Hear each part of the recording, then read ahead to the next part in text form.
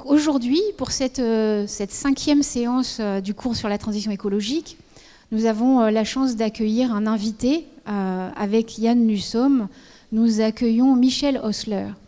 Vous avez sans doute déjà entendu parler. Donc, Michel Osler est diplômé de l'École nationale supérieure du paysage de Versailles. Il a travaillé avec Michel Corajou et Alexandre Kemetov. En 1986, il a fondé l'agence Terre, dont vous avez entendu parler, avec Henri Bava et Olivier Philippe, et il a enseigné à l'école du paysage. Ensuite, en 2005, il a eu un diplôme d'urbanisme par l'Institut d'urbanisme de Paris. En 2011, il était enseignant à la Villette et il a présenté un studio pour master à la Graduate School de Harvard.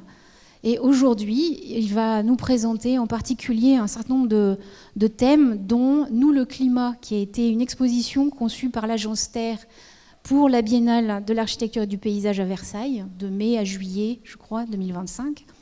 Et il va nous parler des relations entre les concepteurs d'espace, le paysage, le changement climatique, la question des sols et nos sociétés, avec quelques projets dont il va vous parler plus en détail. Donc merci d'accueillir Michel Osler avec nous ce soir.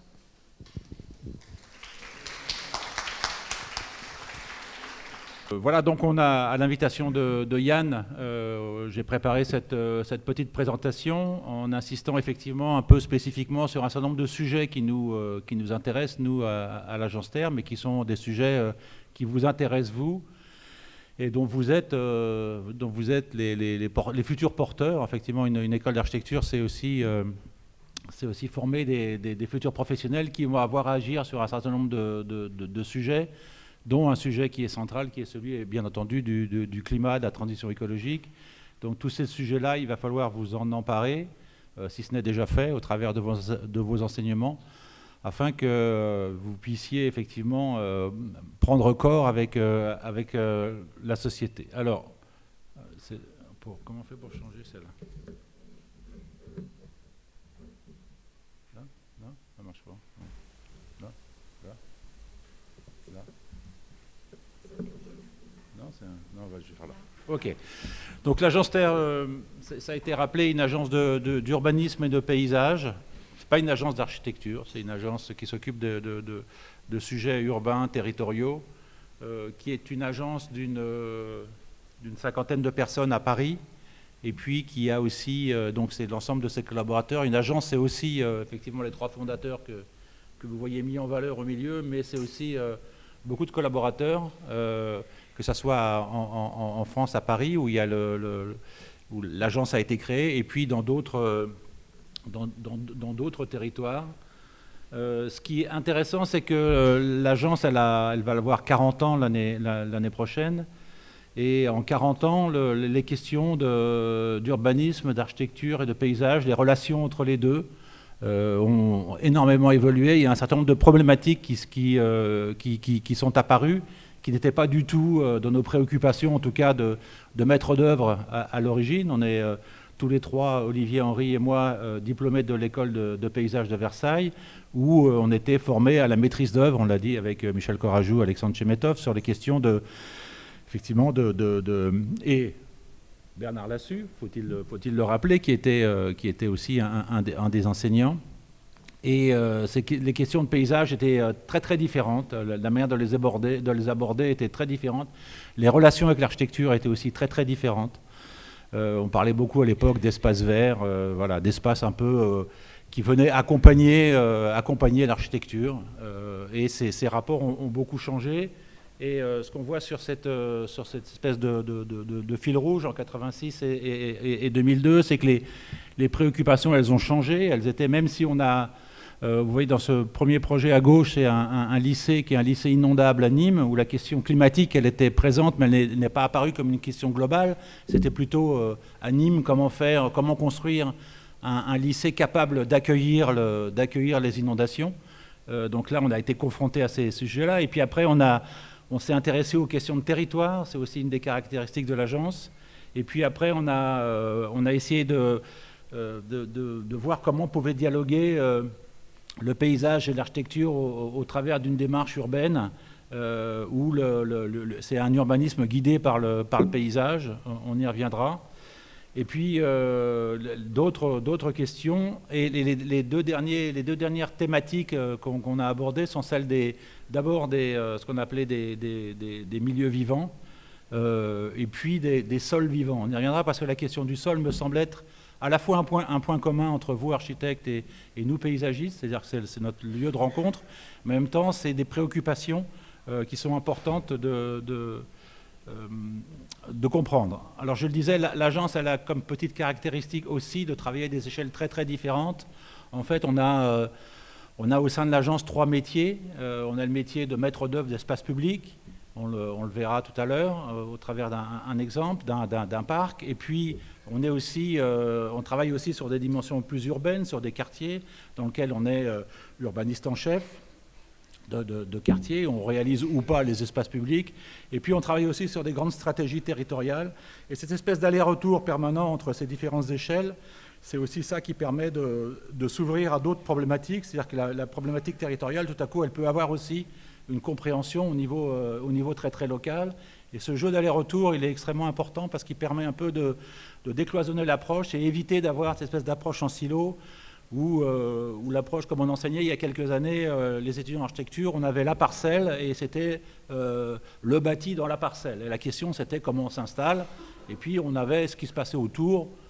C'est plus le cas du tout maintenant, mais en tout cas, ça l'était pendant de nombreuses années. C'était des questions de composition, d'objets, un peu isolés dans son environnement.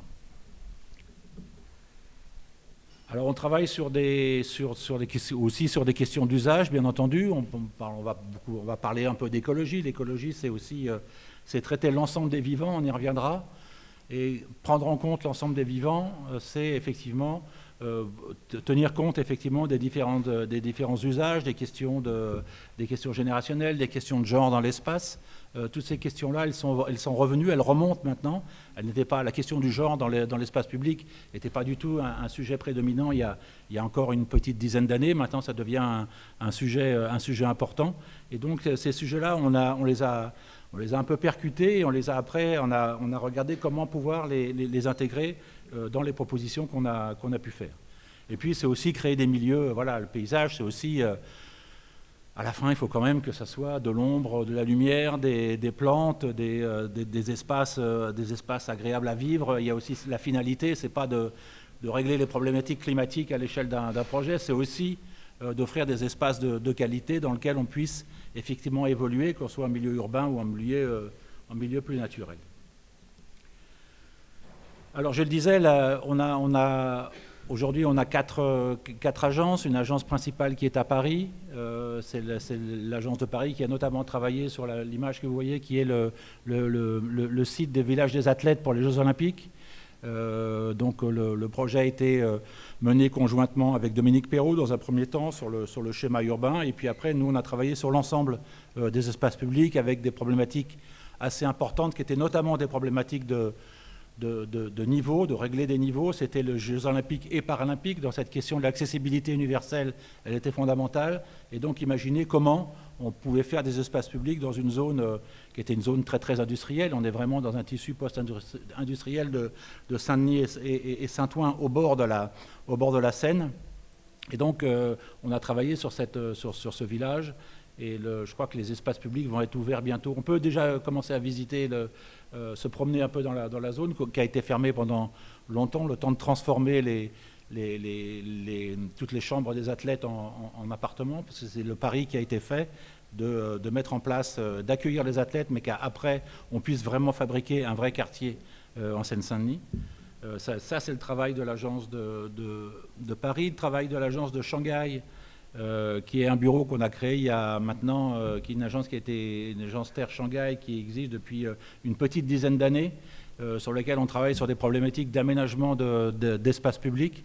Donc là, on a réalisé un certain nombre de projets d'aménagement, et ça, c'est suivi par l'agence de Shanghai, où il y a une petite quinzaine de collaborateurs, avec dans cette idée qu'on développe aussi avec les autres agences, de transfert aussi des collaborateurs, c'est-à-dire qu'on n'a pas des produits appliqués pays par pays, on essaye d'infuser l'approche qu'on peut avoir à l'agence et que cet ADN de l'agence puisse se retrouver. Alors évidemment, avec des variations culturelles, parce qu'on n'est pas dans les mêmes pays, on n'est pas dans une espèce d'aménagement public mondialisé dans lequel on va répondre exactement aux mêmes caractéristiques. On essaye de s'adapter à ces différences culturelles et ça passe évidemment par un travail étroit avec les collaborateurs voilà, avec qui on partage, on essaye d'échanger sur vraiment les caractéristiques culturelles des projets. Par exemple, un projet en Chine, vous le dessinez,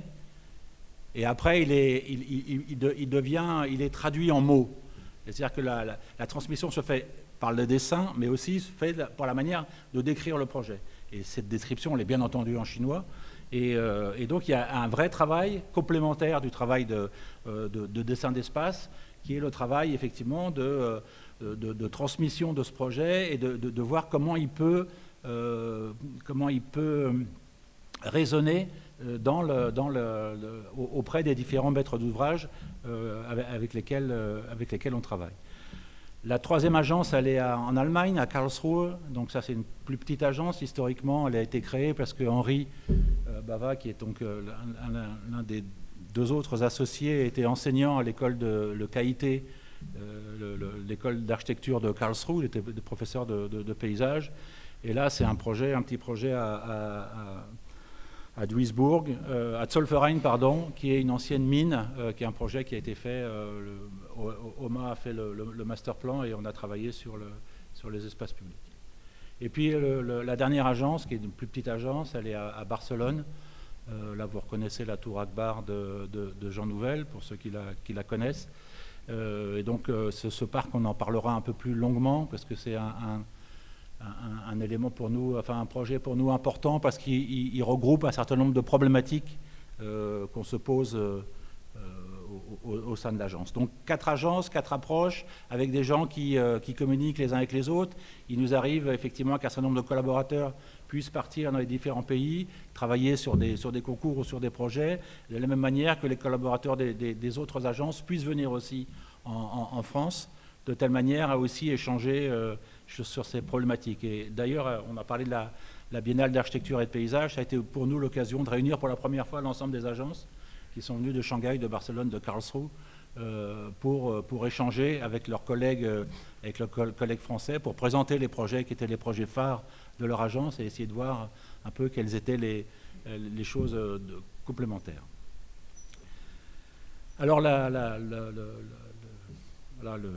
ce à quoi on est confronté, c'est ça. Hein. On est confronté à un certain nombre vous avez entendu tous parler des questions de dérèglement climatique qui font qu'on est soumis à un certain nombre de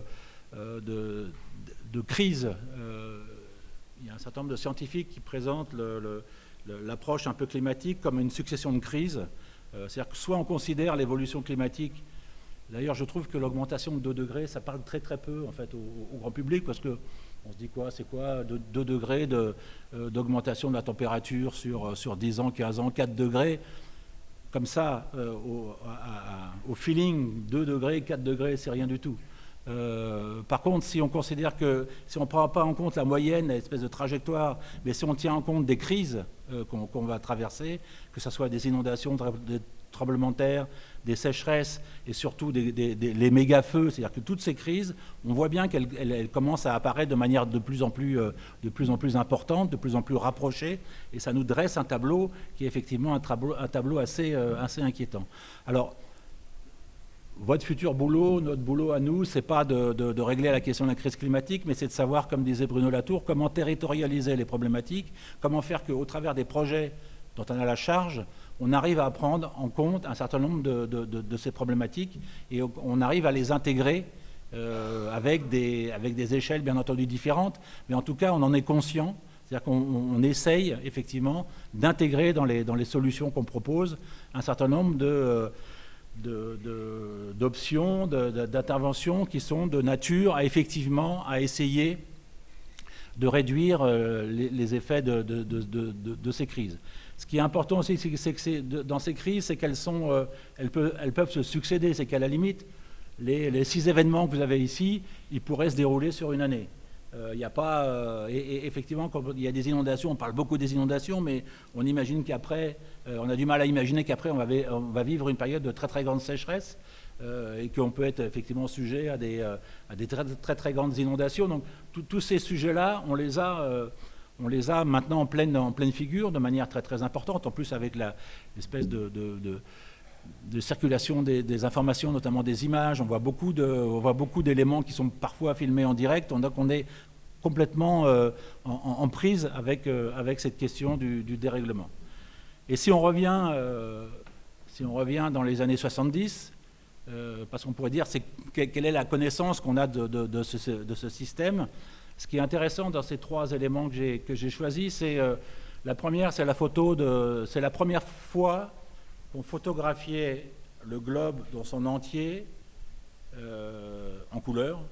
Et donc on avait conscience que le globe était une finitude. C'est-à-dire qu'on avait tout à coup la matérialisation. Alors il y a eu des illustrations d'artistes qui représentaient la Terre telle qu'elle pouvait être depuis le ciel, mais cette photo qui a été prise par la NASA, par une capsule Apollo, c'est la première photo de la Terre dans son entier. Et la même année, ou ces mêmes années-là, des années 70, on a ce qu'on appelle le rapport Meadows, le Club de Rome, et cet ouvrage qui parle des limites de la croissance, qui en gros nous dit, si on continue la trajectoire de consommation des ressources fossiles, si on continue la consommation, si on continue la progression sans tenir compte d'un certain nombre de phénomènes, on va droit dans le mur. On est 50 ans plus tard, on a l'impression que voilà, ça aurait pu être écrit la semaine dernière. C'est toujours autant d'actualité. Donc les problématiques, on les connaissait. Et en même temps, en 79, il y a James Lovelock qui a publié une approche qui considérait Gaïa, c'est un terme qui a après aussi été repris beaucoup par le philosophe Bruno Latour, qui considérait la planète comme étant un espèce d'organisme vivant dans lequel il y avait des interactions très très importantes, et on le voit bien que le dérèglement climatique, ça commence par la hausse de la température, puis après la fonte des glaciers, puis après ça va perturber un climat, ça va perturber un courant océanique qui va refroidir, et donc qui va changer un certain nombre de rythmes de saison. Donc on voit bien que tout ça, c'est un système qui est complètement lié. Donc dans les années 70, on avait l'ensemble des en tout cas, on arrivait à la fois, on avait une approche un peu globale, mais on avait du mal effectivement à réaliser l'importance des événements. Ce qui est important, c'est l'accélération des phénomènes. C'est-à-dire qu'en gros, un certain nombre de climato-sceptiques vous disent oui, mais les extensions du vivant, on les a eues quand les dinosaures ont disparu de la Terre, la dernière extinction en masse d'un certain nombre d'organismes vivants, ça a bien existé, alors c'est normal qu'on est dans un système de cycle. La seule différence, c'est que la disparition des dinosaures à partir de l'hypothèse de l'arrivée d'une grande météorite, ça a mis 100 000 ans à disparaître. 100 000 ans. Ils ont mis 100 000 ans pour disparaître complètement de la Terre. Et là, on joue sur des échelles de temps qui sont 20 ans, 30 ans, 40 ans, 50 ans. Donc cette espèce d'accélération, elle est plutôt assez inquiétante. C'est-à-dire qu'on peut effectivement penser à des grands cycles, mais ce qui est assez inquiétant, c'est à la fois l'amplitude des crises et leur accélération.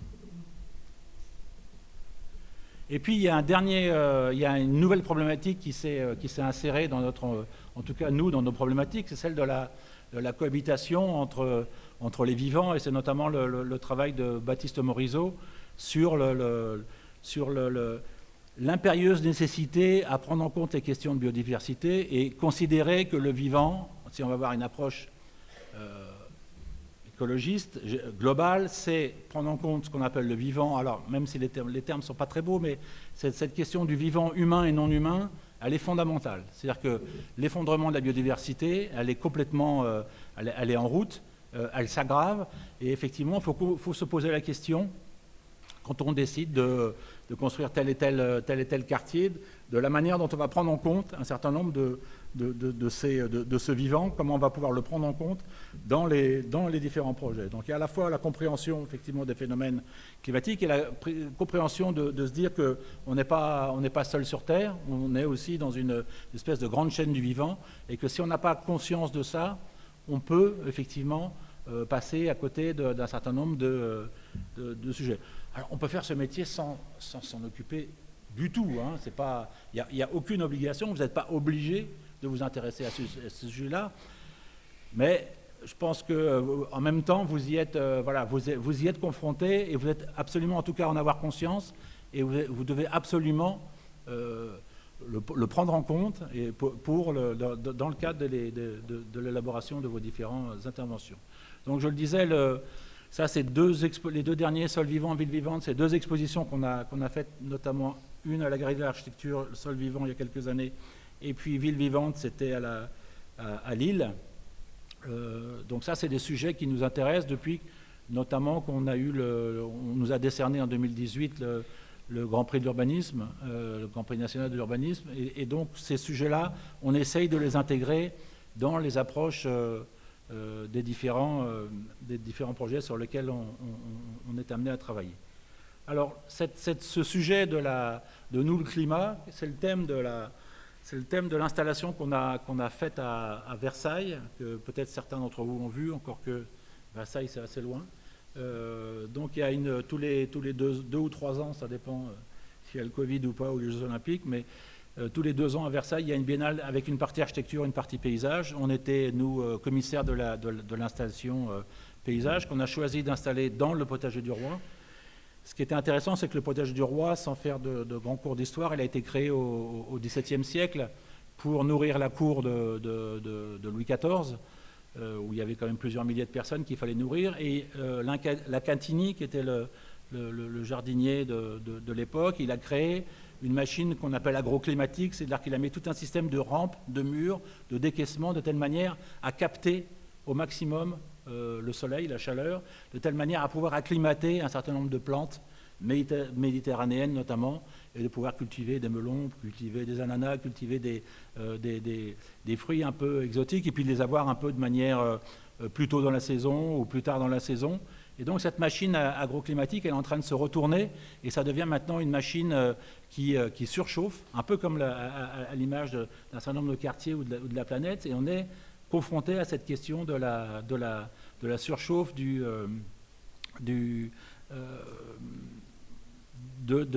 ce lieu qui était un lieu effectivement et qui est toujours un lieu de culture, qui est un lieu dans lequel se trouve l'école du paysage dont je suis issu.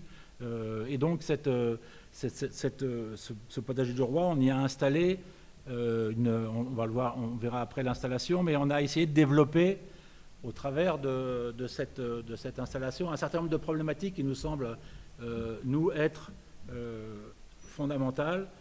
Et vous voyez, dans le mode de représentation, on est toujours, on développe, nous, depuis la création de l'agence, on développe vraiment une approche par la coupe, et qui est aussi un outil commun qu'on a avec les architectes. Hein, vous travaillez sur la coupe. Nous aussi, c'est-à-dire qu'on essaye de ne pas s'arrêter, on verra en quoi c'est important de ne pas s'arrêter au sol, mais d'essayer de regarder comment tous ces systèmes fonctionnent les uns avec les autres. Et donc on a développé sur cette grande table, on a installé une table qui faisait 300 mètres de long à l'intérieur du potager du Roi. On a essayé d'installer un certain nombre de projets qui sont soit issus des travaux qu'on a menés depuis quelques années, mais qui sont aussi les travaux d'un certain nombre d'autres paysagistes. On a essayé de montrer, de s'attacher à un certain nombre de sujets qui nous semblent importants, notamment cette question de la géohistoire. Pour nous, elle est fondamentale. La géohistoire, c'est un terme qui a été élaboré par Fernand Braudel, qui est un historien qui a beaucoup travaillé notamment sur la Méditerranée. Et donc cette idée de la géohistoire des territoires, elle est fondamentale parce que c'est la manière à la fois de faire appel au temps long, c'est-à-dire que quand on arrive sur un site, essayer de comprendre, essayer de le déconstruire pour voir quels sont les facteurs à la fois historiques, géographiques, culturels qui l'ont façonné et qui nous le livrent à la période dans laquelle on intervient, mais comprendre un peu, comprendre cette succession d'événements, elle est pour nous fondamentale. La question des écosystèmes, c'est aussi cette relation dont je parlais tout à l'heure entre ce qui se passe en dessous et ce qui se passe au-dessus, on y reviendra. La question de l'eau, qui est à la fois une double problématique, c'est à la fois l'eau qui manque et l'eau qui monte. C'est-à-dire qu'à la fois on passe de systèmes où on a des problématiques d'eau qui monte. C'est un projet sur lequel on avait travaillé à Groningen aux Pays-Bas, où ils sont confrontés effectivement à l'inexorable montée des eaux et la manière dont ils vont pouvoir réadapter leur territoire à ces questions-là. Et puis, par ailleurs, plutôt des territoires, notamment quand on a travaillé au Maroc, sur des questions de comment faire dans des territoires très méditerranéens, très secs. Et donc, c'est d'avoir toujours cette double problématique. La question des jardins nourriciers, qui est une question un peu centrale sur un certain nombre de projets sur lesquels on travaille, c'est qu'on voit maintenant, au-delà du gadget que ça pourrait représenter de temps en temps, on voit bien l'importance de ces lieux qui sont aussi des lieux dans lesquels on peut faire société, c'est-à-dire dans lesquels on peut retrouver, au travers de l'alimentation, on peut retrouver des notions de partage, des notions d'échange, qui sont des notions fondamentales aujourd'hui, encore plus fondamentales qu'avant. Et c'est-à-dire qu'échanger sur la manière de faire la cuisine, d'utiliser tel et tel légume, c'est aussi une manière de prendre en compte toutes les questions d'altérité. La question de l'urbanité résiliente, ce qu'on a voulu montrer sur cette petite axono, sur ce petit bloc diagramme, c'est voilà, la ville, c'est aussi c'est des réseaux, c'est des transports, c'est des infrastructures, et comment on arrive à jongler, comment on arrive à dégager des espaces qui sont des espaces notamment en pleine terre, qui sont des espaces indispensables, on le verra pour ces questions d'écosystème. Et puis entendre le vivant, c'est important. Entendre dans la double acception du terme, c'est entendre, c'est à la fois écouter, mais entendre, c'est comprendre. C'est-à-dire que nous, on travaille beaucoup avec des naturalistes, des écologues, des géologues, et on essaye effectivement de voir en fonction des situations données qu'est-ce qui est en jeu, qu'est-ce qui se passe, quels sont notamment les animaux, les oiseaux, les insectes qui sont présents sur le site et comment on peut restituer. Mais entendre, le vivant, c'est aussi entendre les habitants. Et ce travail avec les habitants, il est fondamental. C'est-à-dire qu'en gros, notamment sur les grands projets urbains, cette question du dialogue avec les habitants, elle est fondamentale pour essayer effectivement d'élaborer un projet qui puisse tenir compte de la compréhension. Et c'est l'idée aussi de mettre ces deux vivants ensemble pour effectivement, à chaque fois qu'on travaille sur un projet, sensibiliser les futurs occupants, les futurs habitants des différentes problématiques auxquelles ils vont être confrontés dans leur futur quartier. Donc ça, c'est l'installation de cette table. Hein. On disait, alors pourquoi une table? Parce que c'est sur des tables qu'on fait des conférences, c'est sur les tables qu'on fait des projets. Encore que maintenant, on fait ça avec son laptop sur les genoux, mais traditionnellement, voilà, je pense que dans les ateliers de projets sur lesquels vous travaillez, on dessine sur une table, et c'est une table souvent alors, autour de laquelle on échange sur les projets qu'on vient présenter, et puis c'est une table aussi sur laquelle, et c'est pour ça qu'on a maintenant, on avait un retour sur le projet du roi, c'est une table sur laquelle aussi on mange, et donc cette idée de la grande table fédératrice qui fait 300 mètres de long, qui était parfaitement horizontale, elle venait raconter l'ensemble des thématiques que je vous ai montrées. Elles étaient toutes, voilà, avec à chaque fois une entrée, un texte relativement court qui expliquait effectivement les différentes problématiques avec cette espèce de grande. Alors, on est en train de travailler sur une restitution, notamment de ce que vous voyez, des espèces de rhizomes, c'est un peu tout le corpus qui alimente notre travail de paysagiste depuis le XVe siècle. C'est la première fois que le mot paysage apparaît, en tout cas en Europe. On n'est pas revenu ni en Chine ni au Japon parce que là on serait remonté beaucoup plus loin, mais on raconte un peu à la fois les jalons, que ce soit voilà, un certain nombre de projets, un certain nombre d'interventions, un certain nombre de problématiques, la manière dont elles sont apparues et dont elles foisonnent, et elles vont fabriquer ce corpus dont on dispose. Et là, vous voyez les différentes séquences de ce projet qui traversait avec cette idée de tendre cette table de 300 mètres entre la ville minérale, la ville de Versailles, et puis le côté Piezo des Suisses, qui est une zone dans laquelle on a une grande pièce d'eau, on a des grands arbres, on a de la fraîcheur, et c'était aussi une manière de ressentir par sa propre expérience corporelle les différentes situations Et on pouvait aussi marcher sur l'eau, ce qui n'est quand même pas donné à tout le monde tous les jours. On pouvait marcher sur l'eau sur cette petite... voilà, on pouvait traverser cette table qui était la table de la thématique de l'eau, bien entendu. Et donc on pouvait la traverser, on avait laissé juste 2 cm d'eau. Donc voilà, c'était une expérience aussi sensorielle, essayer de ressentir cette question du paysage. Alors le sol, la terre, montre toujours cette photo, c'est qu'il faut imaginer, on parlait de géohistoire, là vous voyez les traces dans un champ d'une villa romaine en Angleterre.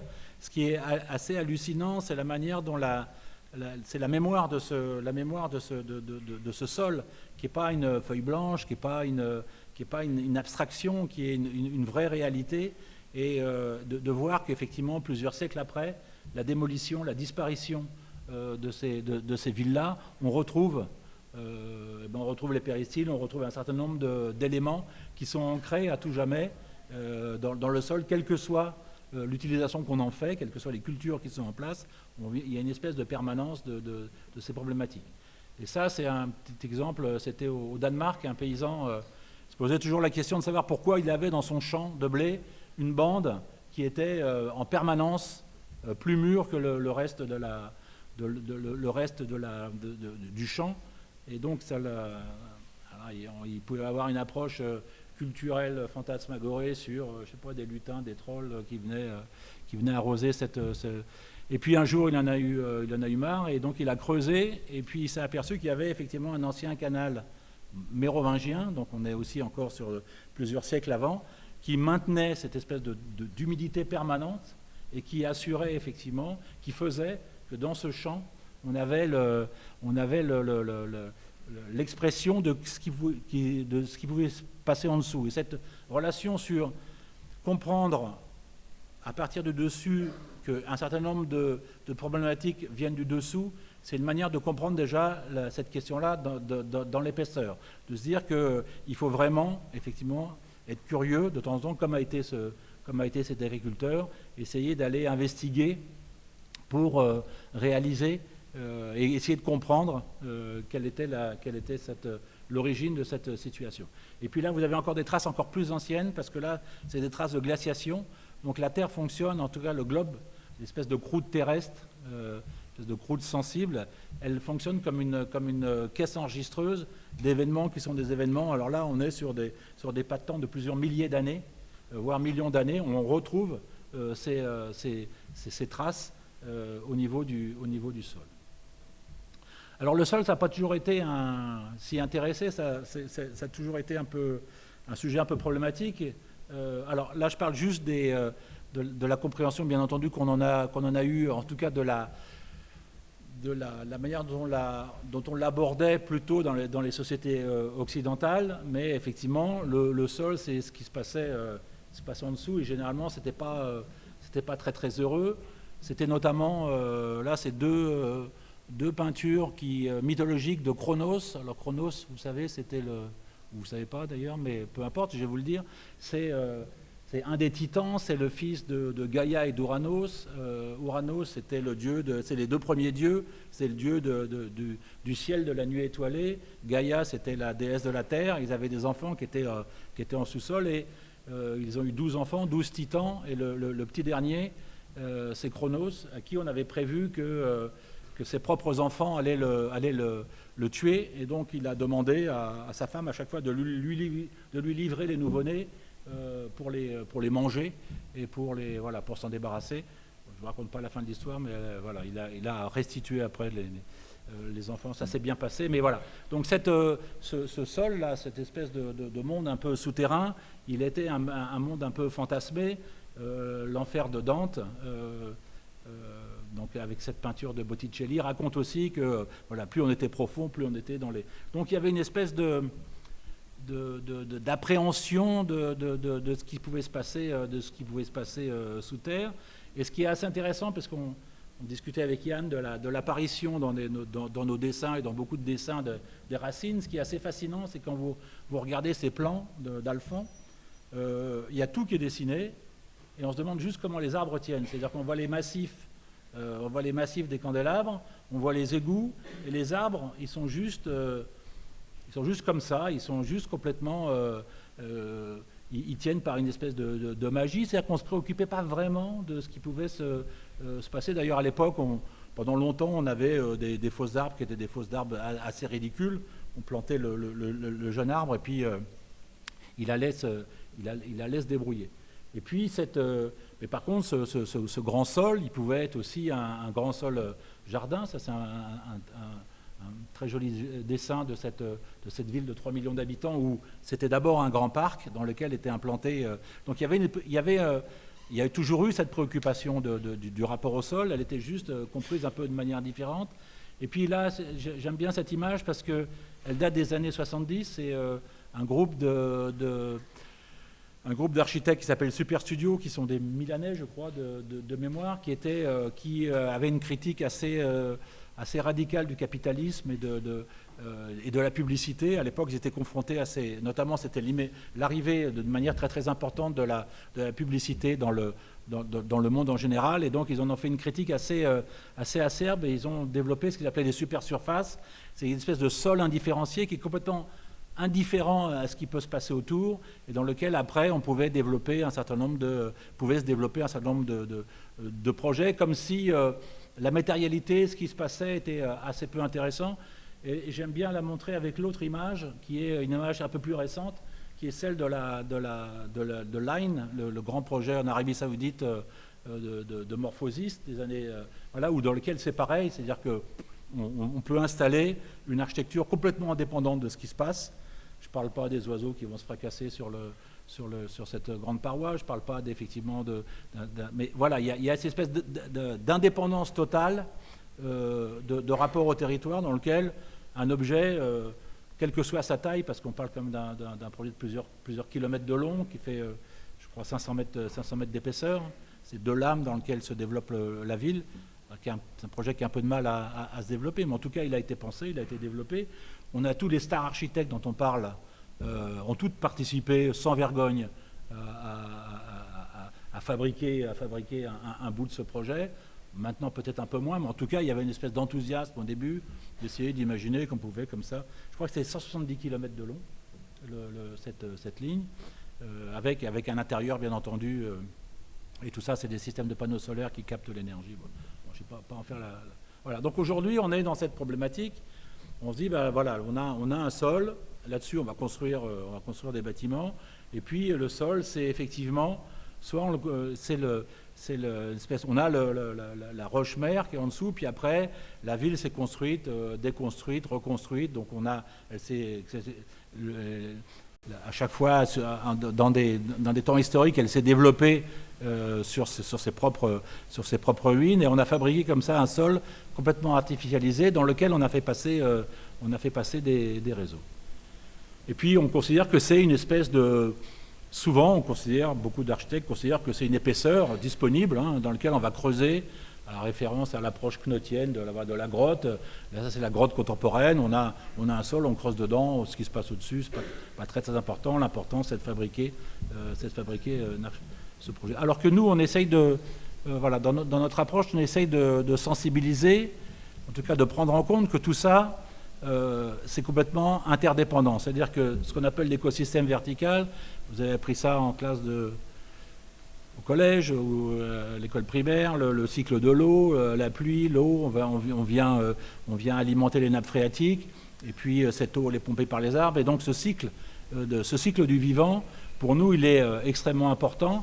Et ce qui est important, c'est que ce cycle du vivant, il vient, en tout cas pour nous, à l'appui des architectures. C'est-à-dire que même si c'est dessiné très très faiblement, l'idée d'avoir présente des architectures potentielles de part et d'autre, c'est aussi dans notre approche de dire qu'on va créer des conditions préalables d'installation des futures architectures. C'est-à-dire qu'on va fabriquer, et on ne va pas essayer d'intervenir après en disant voilà, on a les bâtiments, qu'est-ce que je fais avec ce qui reste.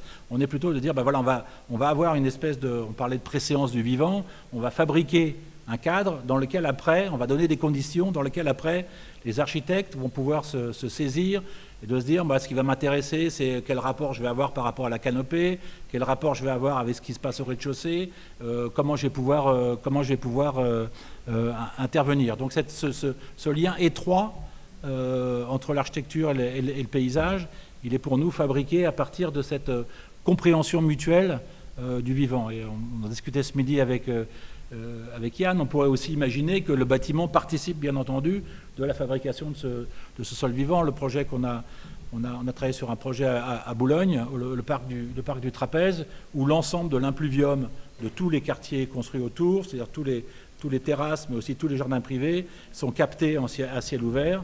Et donc toute cette eau, elle vient alimenter après un plan d'eau dans un parc. Et donc il y a cette participation de l'architecture à la fabrication d'un paysage global. Donc il n'y a pas de dissociation entre et c'est une vraie question actuellement, c'est-à-dire qu'il n'y a plus de dissociation entre le paysage et l'architecture. Tout ça, ça a nécessité, bien entendu, de fonctionner ensemble, de se comprendre mutuellement, de voir ce qui était en jeu, de telle manière, effectivement, à faire des propositions qui soient des propositions cohérentes et globales.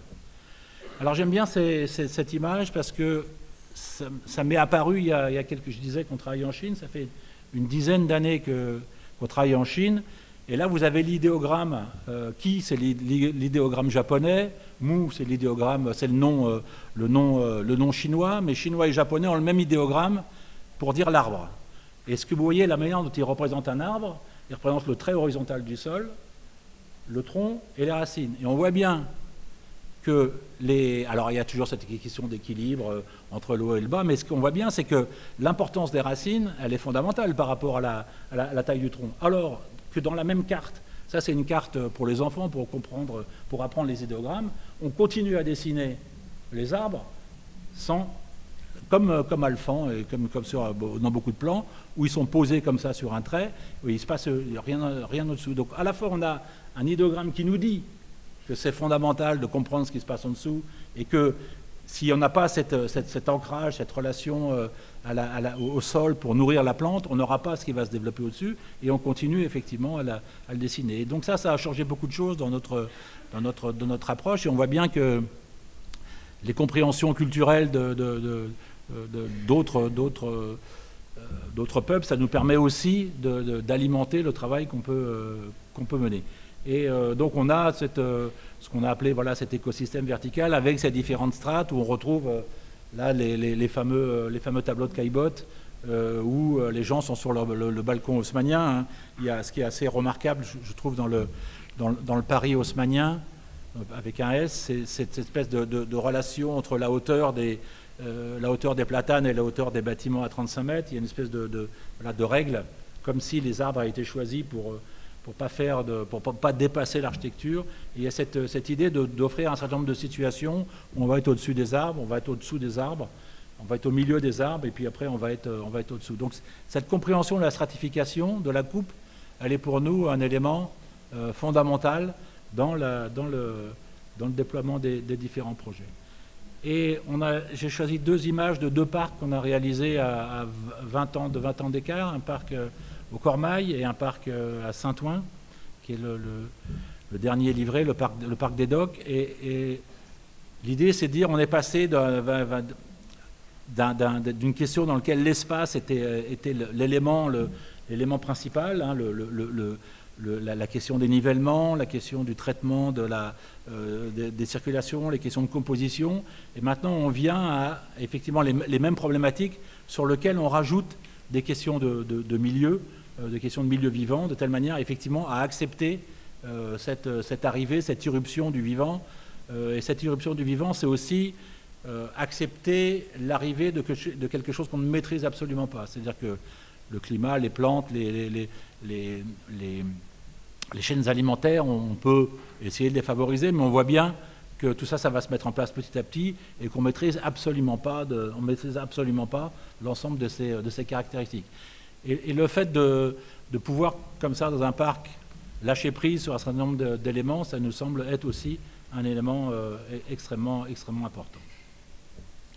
Alors pour illustrer ces démarches sur la question des sols, sur la question des dimensions territoriales, j'ai choisi 2 projets. Le premier projet, c'est un projet à Strasbourg, dans lequel on travaille encore actuellement. Et ce qui est intéressant dans ce projet, et là on revient toujours à cette idée de la géohistoire, c'est-à-dire on est arrivé, c'était un site post-industriel, hein, on y reviendra, et puis il fallait fabriquer un nouveau quartier. Et donc nous, on a essayé de comprendre par ces schémas quelle était l'histoire, à la fois cette fameuse géohistoire dont je parlais tout à l'heure. Alors là, sur un temps plus court, parce qu'on part du XVe siècle. Donc vous voyez le centre-ville de Strasbourg, du centre-ville historique, qui est au bord de l'île, qui est l'île I2L, qui est sur la gauche de l'image. Et puis vous avez le Rhin tel qu'étaient les fleuves à l'époque. C'est-à-dire avant d'être canalisés, chenalisés, transformés en autoroute à péniche, c'était des régimes très très impétueux.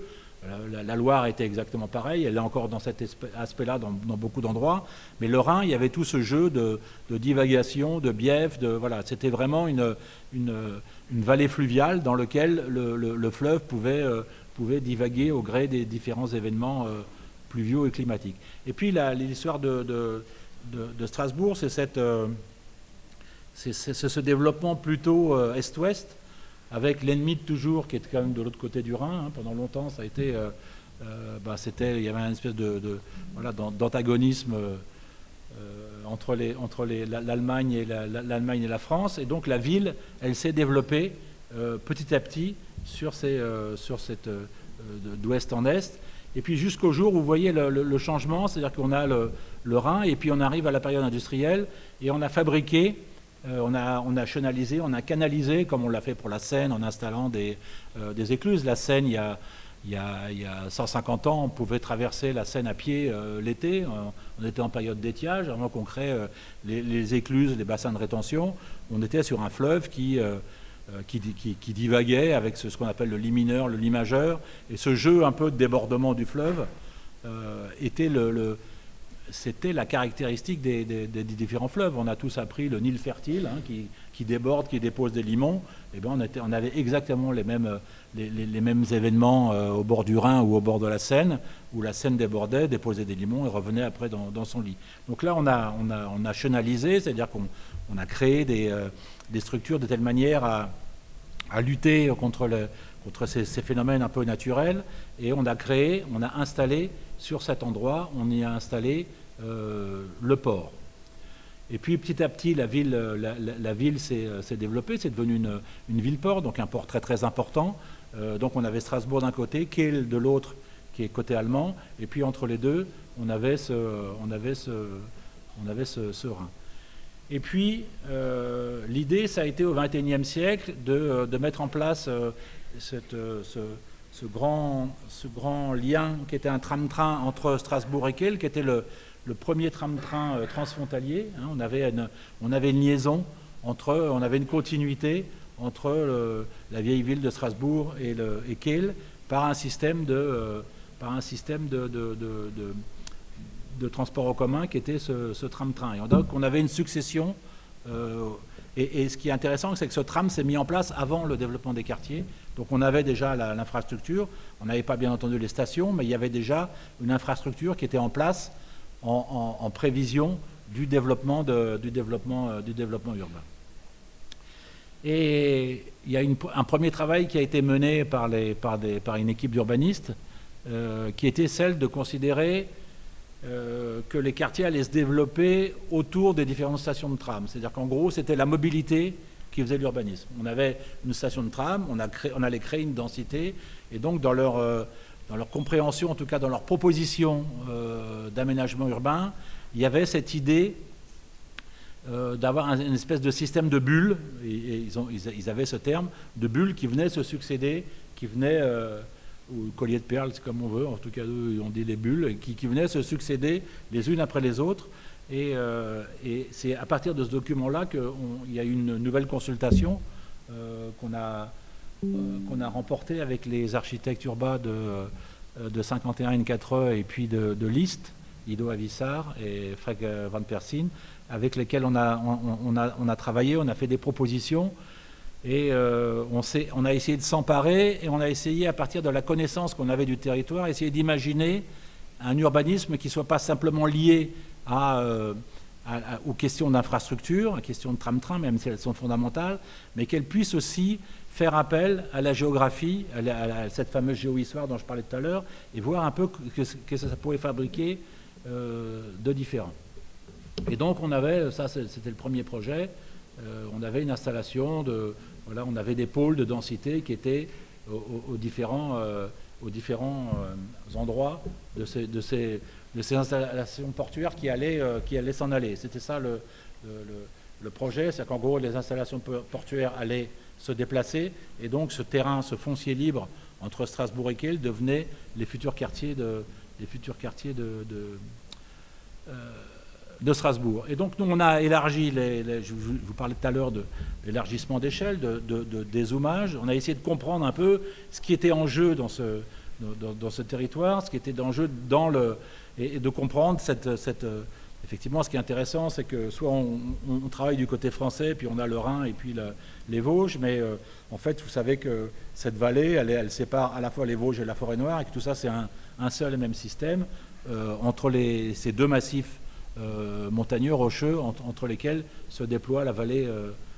Et donc, on a repris aussi ces anciennes photos aériennes, et notamment avec d'anciens bras du Rhin, qui ont été complètement remblayés, qui ont complètement disparu.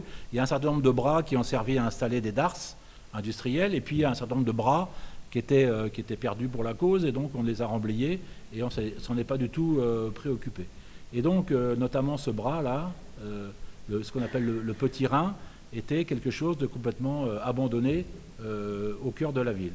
Et donc le travail qu'on a fait, donc on franchissait le travail qu'on a fait, c'est d'essayer, à partir de cette situation, de trouver une autre logique qui allait être porteuse du développement urbain, et notamment en essayant de se dire, au lieu d'être dans un système strictement est-ouest, on va essayer de retrouver une logique territoriale qui est la logique de la vallée fluviale, et qui est celle de se dire que ce quartier, il va être le chaînon manquant entre les deux forêts alluviales qu'on a au nord et au sud de Strasbourg, et donc que tous les aménagements vont contribuer à donner une continuité sur l'ensemble de ce territoire. Et à partir de là, on a fabriqué un urbanisme qui était plutôt un urbanisme linéaire, de filaments, qui était adressé soit aux différentes darses, qui étaient les darses abandonnées, des darses industrielles qui devenaient des canaux, soit les anciens bras morts qui devenaient des parcs. Et on a fabriqué comme ça, à partir de cette géographie, on a fabriqué des dispositifs urbains sur lesquels après on a implanté.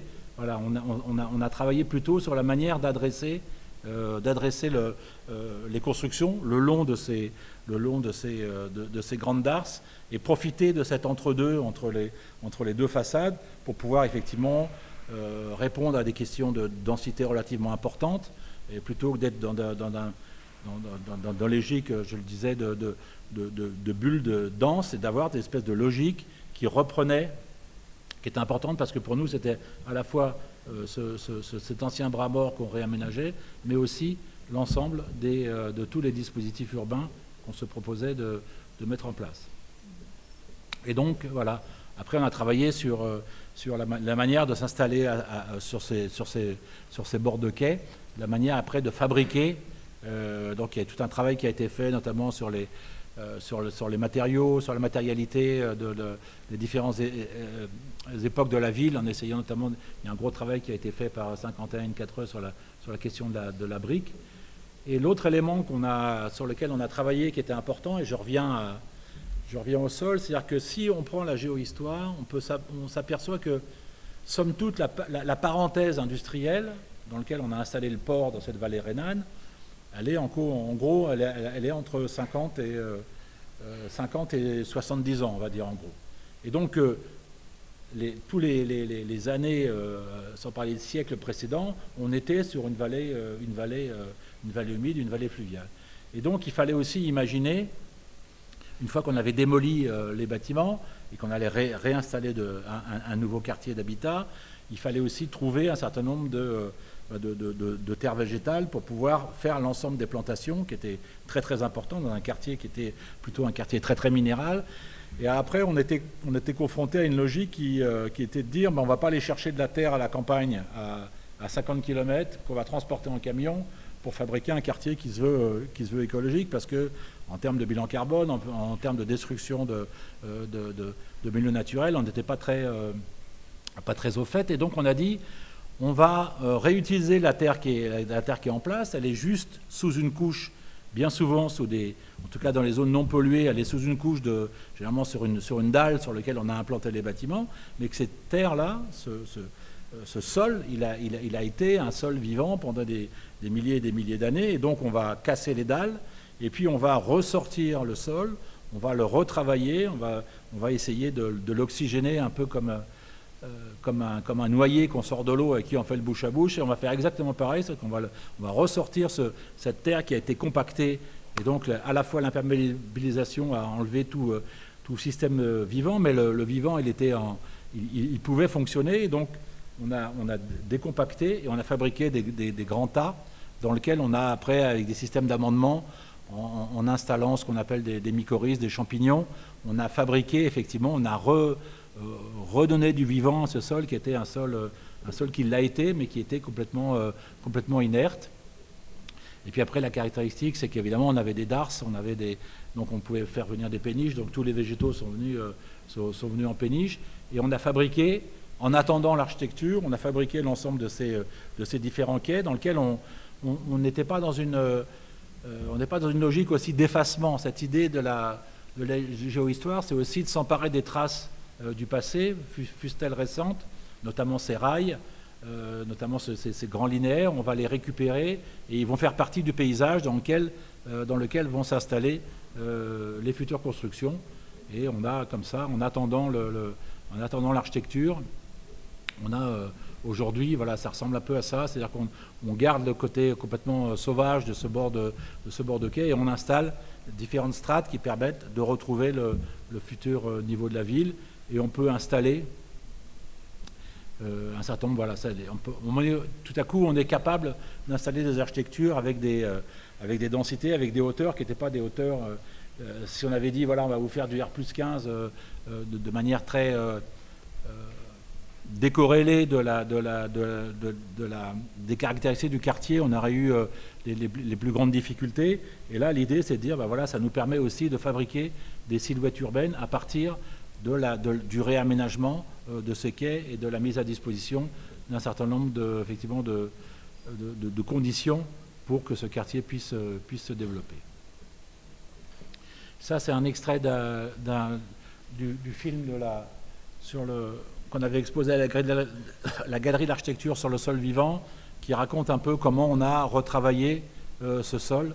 C'était des grands panneaux sur lequel on projetait un film qui racontait un peu l'animation de la mise en place de ce quartier.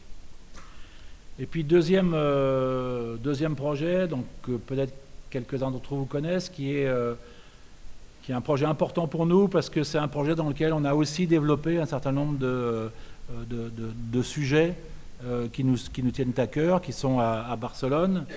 Alors Barcelone, c'est intéressant parce que vous connaissez tous cette histoire de ce que vous voyez, la tache foncée, c'est effectivement la ville historique, la ville gothique. Et puis il y a eu ce fameux plan d'extension de la ville, ce concours qui a été remporté par Ildefonso Cerda à la fin du 19e, qui est ce plan très caractéristique de Barcelone, qui est ce quadrillage, ces îlots, avec ces grandes structures. Mais ce qui est intéressant, là encore, c'est de partir de la figure initiale et de voir quelle évolution on a sur ce territoire. Et donc, on a pris un îlot type. Et à l'époque, les îlots de Cerda, c'était en fait 2 demi-îlots qui étaient biseautés. Hein. C'était pas des carrés parfaits, c'était des carrés qui étaient biseautés de telle manière à faire passer la lumière. Et donc, on n'avait que 2 façades construites. Et au milieu, on avait un espace vert. Et on voit bien, ce que vous voyez sur les images en rouge, petit à petit, les bâtiments se sont épaissis, petit à petit on a construit au milieu, petit à petit on a fermé, et petit à petit on a surélevé. Et donc on est parti d'une figure assez à la fois rectiligne, mais qui permettait un certain nombre de continuité de circulation du vent, de continuité d'espaces semi-privés, mais qui participaient au décor de la ville. On est arrivé à quelque chose de très très dense. Et quand on compare ce qui était dans le projet initial de Cerda et ce qu'il est aujourd'hui, on voit bien qu'on a quelques parcs qui sont restés, mais qu'on n'a que des lambeaux. On n'a que des lambeaux d'espace en pleine terre au cœur de la ville. Donc la municipalité et donc ça c'est la situation actuelle, hein, vous voyez cette fermeture des différents îlots, cette densité d'une ville qui est confrontée au-delà des questions de surtourisme, qui est confrontée bien entendu à des vagues de chaleur très très importantes. Elle est confrontée, c'est une ville qui va chauffer énormément. Et donc la municipalité a décidé depuis quelques années de mettre en place un programme d'aménagement des espaces publics qui va tenir compte des caractéristiques de cette structure urbaine. Et donc le site sur lequel on a travaillé, c'est celui de ce qu'on appelait le tambour des Glorieuses, c'est la place des Gloires catalanes, qui était un échangeur routier. On va voir en photo, voilà. Donc là, c'est assez récent. Hein. On est dans les années 2000. On a cette espèce de grande. Là, ce que vous voyez, cet anneau-là. Donc là, vous voyez la tour de Jean Nouvel. Là, vous avez le musée du design de Mackay et Boygas.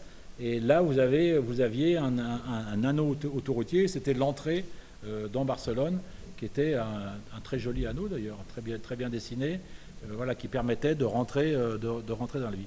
Et la ville a décidé de casser cet anneau, de mettre en infrastructure cette grande avenue, et donc de libérer le centre de cet espace, et de lancer un concours d'architecture et de paysage qu'on a remporté à l'époque, et qui a, voilà, l'anneau autoroutier, c'était ça, avec un cœur qui était un cœur très très peu utilisé, parce qu'il fallait effectivement franchir 3 à 4 voies automobiles avant d'aller à l'intérieur. Et donc c'était un site qui fonctionnait très très mal, même s'il avait un petit bout de verdure au centre. Vous voyez aussi au loin la Sagrada Familia, qui est aussi l'icône évidemment de Barcelone. Et donc on se retrouve avec effectivement ce site qui est au croisement de la Gran Via, qui est la voie qui est parallèle à la mer, et puis vous avez la Meridiana et la Diagonale, qui sont les deux grands axes structurants, et donc on se retrouve à une espèce de point un peu magique, où le croisement de ces différents endroits. Et la ville de Barcelone a mis en place ce qu'ils appellent les super îlots, c'est-à-dire qu'en gros, ils ont regroupé, c'est-à-dire qu'ils sont partis de ce tracé très très régulier pour se dire, on va distinguer ce qui est l'ordre de la circulation de transit, et on va regrouper 9 îlots, 3 x 3. Le trafic de transit est reporté sur les parois extérieures de ce super îlot, et par contre, l'espace entre les îlots, qui était un espace plutôt livraison, accès déménagement, accès secours, ça va devenir l'espace public qui était, ou en tout cas l'espace vert, qui était l'espace qui était à l'intérieur des îlots. Donc il y a une espèce de transfert à l'intérieur de ces îlots, en essayant de garder trois principes. C'est à la fois que ça soit un système dans lequel on allait mettre en place une végétation importante, donc ce qu'on appelle l'écosystème vivant, mais aussi un écosystème social, c'est-à-dire que cette rue, elle puisse permettre d'avoir d'autres rapports que celle d'avoir une chaussée et deux trottoirs, la chaussée uniquement réservée aux véhicules. Là, on a un travail de façade à façade qui permet d'avoir un espace appropriable pour les différents habitants. Et puis, bien entendu, que ça soit quelque chose qui permette de faire passer les pompiers, les ambulances. Et donc, on a contribué on a fait un bout il y a plusieurs architectes urbanistes qui ont été paysagistes, il n'y a pas de paysagiste en Espagne. Le paysage n'est pas enseigné c'est pas une spécialité à part. Et donc, on a travaillé sur la mise en place de ce sol continu. l'idée c'est de dire on n'a pas des fosses d'arbres avec des végétaux qui vont être plantés plus ou moins régulièrement. On va avoir un sol continu en dessous, et puis on va pouvoir aménager cet espace de manière très très libre et pas être dans des logiques toujours de double trottoir, chaussée et double alignement. Et donc on fabrique un espace dans lequel on retrouve un peu plus de variété. Donc ça c'est un bout qu'on a réalisé, dans lequel effectivement on voit bien que le rapport à la ville change complètement, puisque c'est un peu à l'image de... C'est ce que seraient les rues Jardin de Paris, mais à une échelle beaucoup plus ambitieuse, à l'échelle de tout Barcelone. Donc là, un autre exemple de cette... Et donc, en même temps qu'était mené ce travail, on s'est dit, cette place parc, qu'est-ce qu'elle peut rendre, quel rôle elle peut jouer. Elle a un rôle qui est un rôle fondamental en termes d'identification urbaine, parce qu'elle est au croisement de ces grandes structures, mais elle est aussi le croisement de grandes avenues, qui sont des avenues qui vont relier des réservoirs de biodiversité qui étaient les montagnes qui sont à l'arrière de Barcelone, et puis le front de mer, avec notamment ici la présence d'une rivière qui est canalisée, mais qui est aussi une infrastructure écologique disponible. Et donc on a repris dans le concept un concept d'un écologue américain qui s'appelle Bennett, qui a mis en place ce qu'il appelle les stepping stones, c'est-à-dire qu'en gros, la biodiversité, si vous voulez qu'elle se déploie, il faut soit vous avez des vraies continuités, soit vous pouvez avoir un jeu de pas japonais dans lequel les espèces peuvent se déplacer de proche en proche et continuer et contribuer à fabriquer un vrai écosystème à l'échelle de la ville, uniquement en utilisant à la fois ces réservoirs de biodiversité, mais aussi ces lieux relais qui leur permettent de circuler.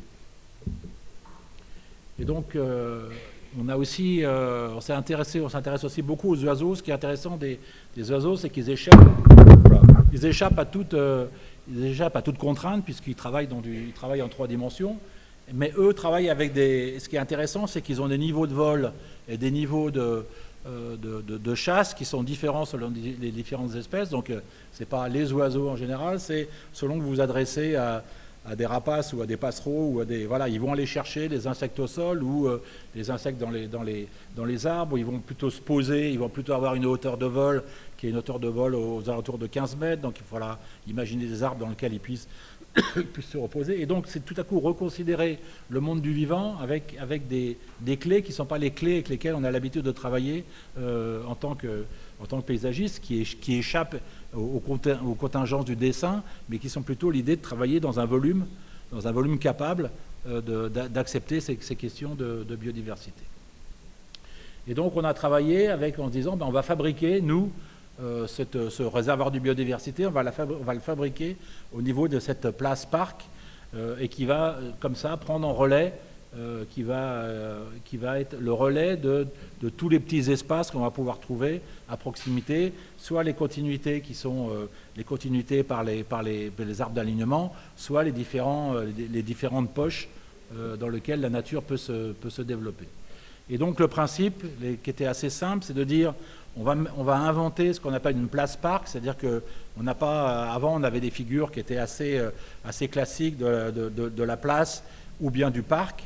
Et là l'idée c'est de dire on efface, et donc le parc va venir se répandre de façade à façade, et puis il va accueillir une canopée, et puis après on va mettre en place des espèces de ce qu'on appelait des nodes, c'est-à-dire qu'on va mettre en place des espèces de connecteurs entre le haut et le bas. Si vous vous rappelez de la petite axono du début sur la ville, avec tous ces réseaux, avec le transport en commun et avec les espaces en pleine terre. Et donc l'idée, c'est à la fois on va mettre en place des systèmes qui vont permettre de réalimenter la nappe phréatique, mais en même temps on va avoir un système ces nœuds, ils vont aller chercher les différentes infrastructures de transport, notamment métro, de telle manière à pouvoir ressortir du parc. Et donc on a fabriqué ça c'est des éléments qui sont issus des planches du concours, essayer de fabriquer effectivement un certain nombre de lieux en travaillant sur les questions d'équipement, mais aussi de gestion de l'eau, c'est-à-dire qu'on soit aussi en capacité de récupérer l'eau et de pouvoir réalimenter les nappes phréatiques, parce que le principe, c'est effectivement de profiter des saisons où il pleut, de stocker cette eau, d'alimenter les nappes phréatiques de telle manière à ce que cette eau soit restituée aux végétaux en période plus sèche.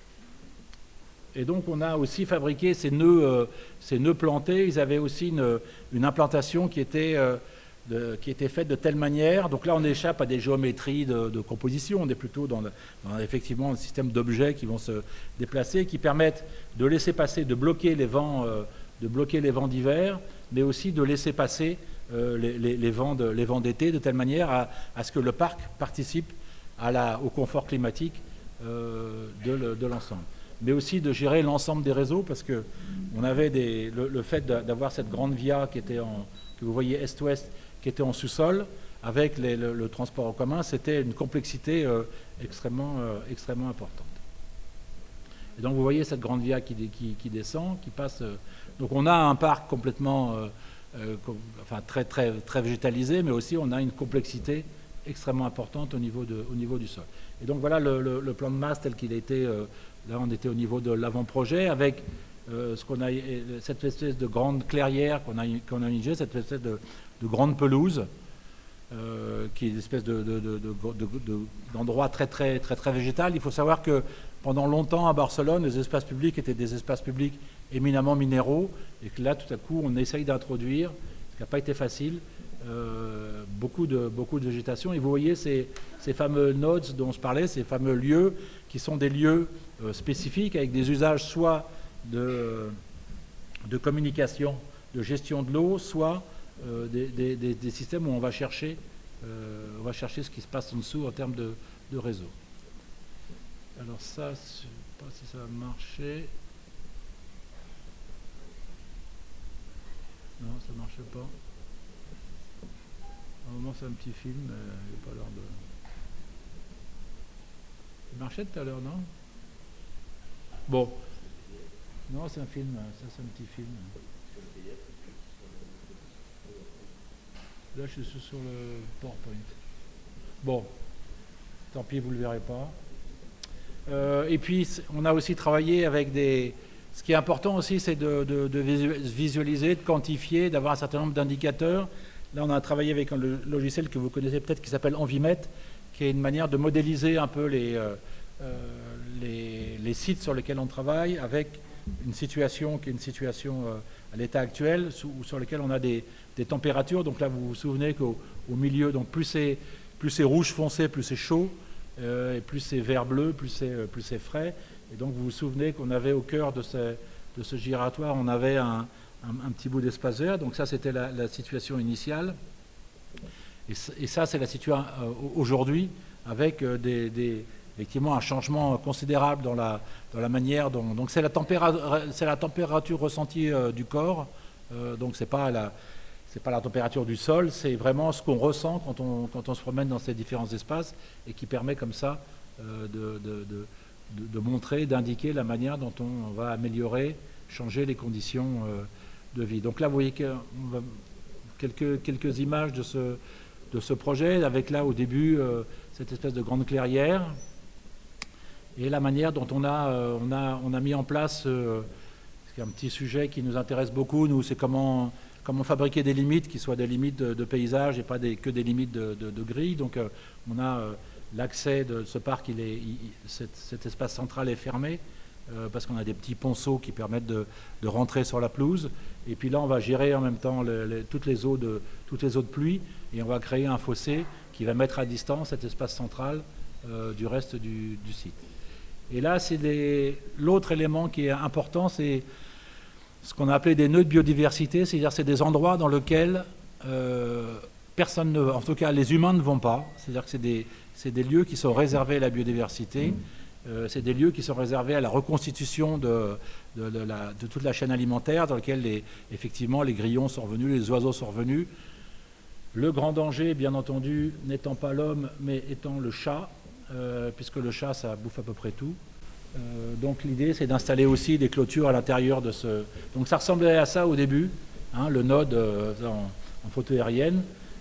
Donc on va implanter cette espèce de couronne avec une triple épaisseur de végétaux assez difficile à franchir, et puis derrière une clôture en maille Jacob très fine, et puis à l'intérieur une biodiversité qui est absolument pas entretenue, et qui est une espèce d'équilibre entre différents végétaux qui vont vivre leur vie et dans lesquels le vivant va venir s'installer. Et ça, c'est quelques années plus tard. Vous avez le même endroit, la manière dont tous les végétaux ont poussé avec des vitesses différentes. Voilà encore une autre illustration de cet endroit, qui est un endroit complètement dédié aux animaux. Voilà à quoi ça ressemble. Vous voyez, on voit très fin l'espèce de clôture dont je parlais tout à l'heure, la clôture anti-chat qu'on retrouve dans le site. Et puis d'autres nœuds qui sont on parlait de vivants humains et non humains, mais il y a aussi effectivement un certain nombre de lieux d'activité pour les enfants du quartier. On va retrouver dans ces mêmes principes de nœuds un certain nombre d'activités au cœur du parc, avec des toboggans, les agrès qu'on retrouve assez régulièrement. Ça, c'est la grande clairière, dont vous voyez ce dessin de la clôture périphérique en creux, et puis ces accès avec ces différents petits ponceaux qui sont des portails pivotants qu'on peut fermer le soir, ce qui fait que cet endroit est complètement fermé au public, alors que le reste du parc est ouvert. L'image, je finis. Voilà, toujours la Sagrada Familia au loin. Donc il y a aussi cette idée d'être toujours en prise sur la ville, c'est-à-dire que ce qui nous intéresse aussi, c'est de se dire que voilà, on n'est pas n'importe où, on est à Barcelone. Barcelone, il y a un certain nombre de repères. Alors la tour à Akbar, on a du mal à l'éviter, mais voilà, c'est d'aller chercher aussi des éléments du grand paysage de Barcelone et les faire rentrer dans le parc. Je passe, et voilà, aujourd'hui, les premières images, c'est des photos au démarrage. C'est un projet qui a maintenant pas loin de 7-8 ans, peut-être un peu plus même, et donc les choses continuent à pousser. Les différents lieux commencent à prendre vie, et on a effectivement un changement radical de la manière dont on va pouvoir apprécier. Donc ça, c'est une vue avec la diagonale. Vous avez la Grand Via qui passe en sous-sol, et vous avez un certain nombre d'équipements. Et ça, c'est les nœuds qui permettent d'accéder au métro. C'est-à-dire que l'idée, c'était quand on sort du métro, on est déjà dans le parc. Donc là, on est au début, c'est toute une plantation de cactées méditerranéennes, donc plutôt des plantes endémiques d'Espagne, mais plutôt de la partie la plus sèche, qui vont pousser, qui va faire que quand on va sortir du métro, et avant d'entrer dans le parc, on a cette espèce de sas, qui est un sas extrêmement planté, qui permet effectivement après de récupérer le niveau de la ville. Voilà quelques vues maintenant, quelques vues aériennes pour terminer. Ça, c'est des grandes infrastructures de jeux qu'on a fabriquées, qui étaient à la fois des ombrières, mais qui étaient aussi des jeux dans lesquels les enfants puissent déambuler. Et donc, c'est trouver aussi des géométries qui soient compatibles avec cette logique de nœuds, voilà, avec des grands toboggans. Voilà. Ça, c'était à l'inauguration. Et puis, pour finir, il y a cette espèce de grand miroir d'eau, qui était un miroir dans lequel on pouvait effectivement, qui venait structurer cette grande via qui a disparu. Et donc là, on a ce grand miroir d'eau qui vient rafraîchir, et qui vient s'installer dans une des grandes dimensions du parc, qu'on n'a pas pu faire pour des questions de réglementaire, on n'a pas pu le faire au niveau du sol. Il a fallu qu'on le surélève, mais voilà, aujourd'hui c'est un lieu d'attraction extrêmement important. Et en même temps, ça fonctionne effectivement comme un miroir d'eau, et ça apporte une dimension rafraîchissante au cœur du parc. Voilà, ça c'est le chantier à peu près tel qu'il est à peu près aujourd'hui. Il y a encore deux, trois petits bouts à réaliser, mais en gros, il est dans son... il y a encore un bout je parlais tout à l'heure d'une rivière. Il y a encore un bout la rivière va être mise à ciel ouvert. Il y a encore ce bout à réaliser, mais ce parc devrait être fini dans environ un an ou deux. Je vous remercie.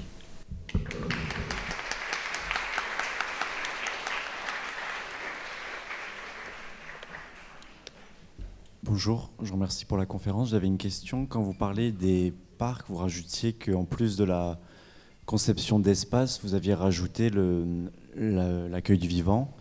Et maintenant, j'ai une question, après avoir vu votre plan de parc à Barcelone, où vous expliquez où en fait, est-ce que la conception, ce n'est que la résultante des principes bioclimatiques du site?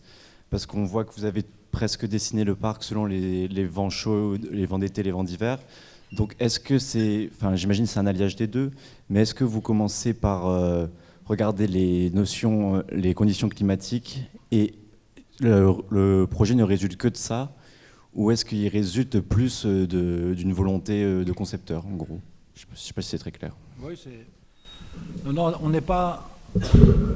Le projet, c'est pas, on met pas en input toutes les conditions, on secoue, puis après il y a le projet qui sort. On reste toujours maître on reste maître des espaces qu'on dessine, parce qu'on va dessiner des espaces, même si après le dessin peut être plus ou moins discret, mais cette idée on est toujours dans du dessin d'espace, sauf qu'on intègre la question de milieu. C'est pour ça que j'avais mis ces deux phrases, parce que dessiner en prenant en compte cette notion de milieu, elle est importante, mais après, il y a aussi beaucoup de questions de bon sens. C'est-à-dire que si on se dit, effectivement, on a des vents frais, ça ne va pas être très agréable de se balader dans ce grand espace ouvert, comment on peut faire pour que...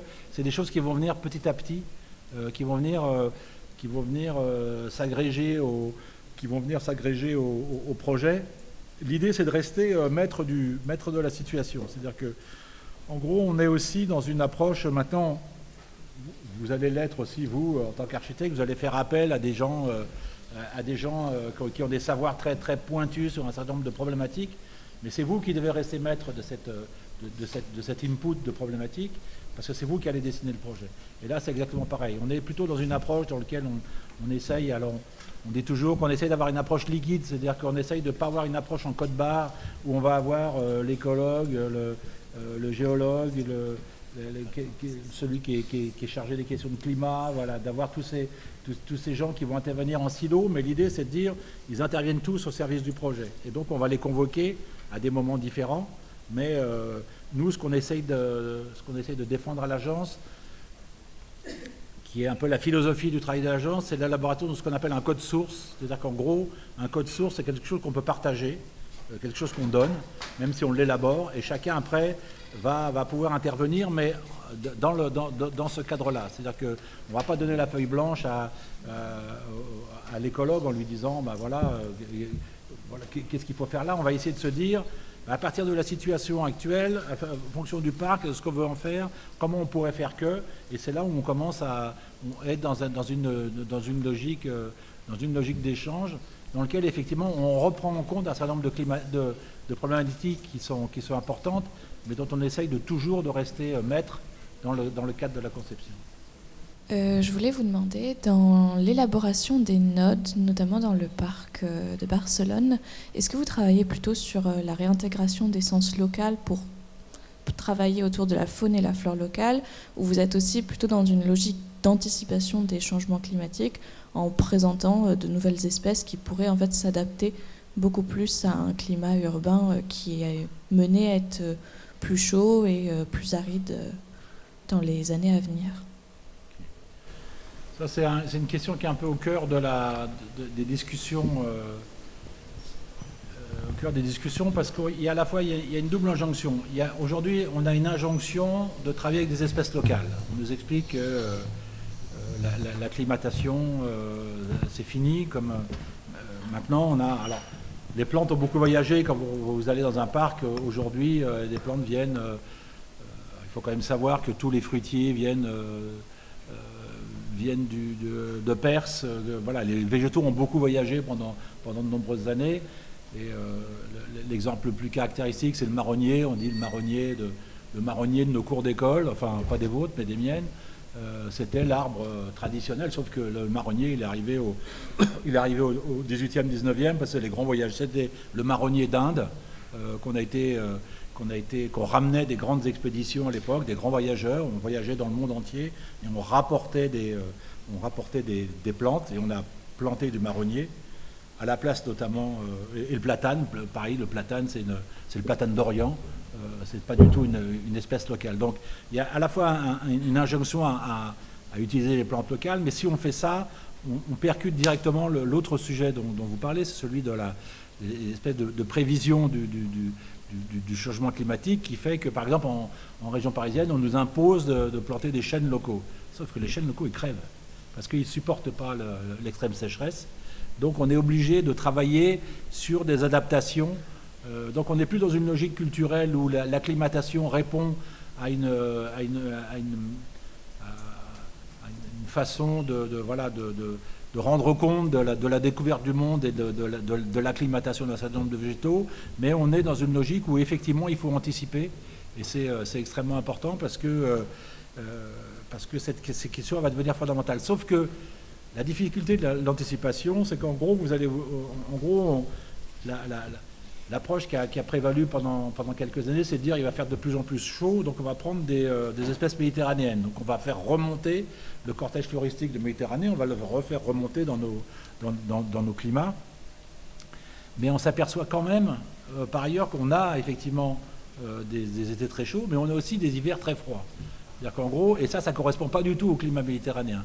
Donc on va plutôt, les forestiers, ils travaillent plutôt avec des climats océaniques, plutôt à l'est de l'Europe, avec des étés très chauds et des hivers très très froids. Donc cette question climatique, elle est extrêmement importante, et elle nous oblige effectivement à travailler avec des palettes. On essaye de trouver des palettes végétales, mais on essaye d'anticiper le changement climatique. Mais si on met des espèces, par exemple, qui vont résister beaucoup à la sécheresse, mais par contre qui vont, dans les 10, 15, 20 prochaines années, elles vont souffrir beaucoup d'hivers qui vont continuer à être très froids.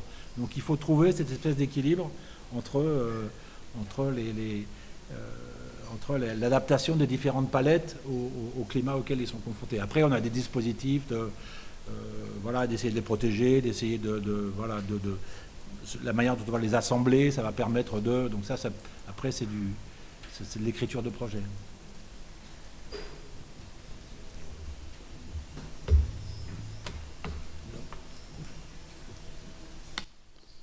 Alors moi, oui, j'avais une petite question, parce que vous avez parlé de toutes ces approches avec les sols fertiles, etc. On voit bien que c'est quand même un changement aussi dans les pratiques habituelles. Qu'est-ce que vous avez rencontré comme difficulté pour faire passer ces innovations, en quelque sorte, dans les documents officiels? Par exemple, dans des permis de construire, etc. Comment est-ce que ces changements-là ont été accueillis dans ces documents-là? Est-ce que vous avez eu des difficultés à le faire passer parfois, ou vous avez dû changer votre projet pour des raisons techniques ou politiques? Alors, ce qui est étonnant des documents officiels, on peut prendre l'exemple du PLU. Ce qui est assez fascinant, c'est que le PLU, il va vous dire au centimètre près la hauteur de votre bâtiment. C'est-à-dire qu'il faut qu'il fasse 30 mètres 10, pas plus. S'il fait 30 mètres 12, le permis de construire est refusé. Par contre, sur l'espace public, c'est assez vague. C'est-à-dire donc c'est presque à nous de fabriquer nos propres contraintes. Elles ne vont pas arriver des documents officiels. Alors, je mets de côté les questions de ZAN ou les questions un peu macro, mais en micro sur les projets urbains, c'est rarement une problématique. C'est à nous d'introduire et à justifier, en tout cas de montrer l'intérêt qu'il y a à. C'est-à-dire de se dire que là, on travaille par exemple aux environs de Bordeaux sur un projet qui s'appelle la Jalère, qui est un ancien marécage. C'est une opération immobilière importante, de dire on va essayer de minimiser l'impact des bâtiments au sol avec un système de parking silo, puis après de centres piétonnes qui permettent d'accéder aux différents bâtiments. C'est plutôt une manière, c'est nous qui fabriquons, j'allais dire presque nos propres contraintes. nos propres ambitions. Après, la difficulté, c'est qu'en gros, on sait bien qu'il y a ce qu'on appelle le greenwashing, il est partout. On voit partout des arbres avec des bâtiments avec des arbres immenses, sans qu'on se pose la question. On montre toujours le projet phare, le projet tarte à la crème, qui est le Bosco Vert de notre ami italien, qui est un projet très, très, très, très dense, mais sur lequel quand même les jardiniers sont des alpinistes qui viennent depuis l'extérieur entretenir, donc avec un coût de gestion qui est un coût très très important. Donc il faut aussi se préoccuper de quand on travaille sur l'introduction du vivant ou du paysage au sein de l'architecture, de trouver des conditions pour. C'est pour ça que si on comprend les conditions du sol, on comprend aussi les questions d'inertie thermique, on comprend un certain nombre de sujets qui vont permettre effectivement de favoriser ou pas. Par exemple, on sait bien que mettre des végétaux tout en hauteur, on est soumis à des vents très très importants, donc il faut vraiment les protéger. Donc dès que vous êtes à plus de 30 mètres, 40 mètres de haut, ça va être très difficile. Donc il faut trouver des implantations qui permettent de tenir compte de ces différentes conditions.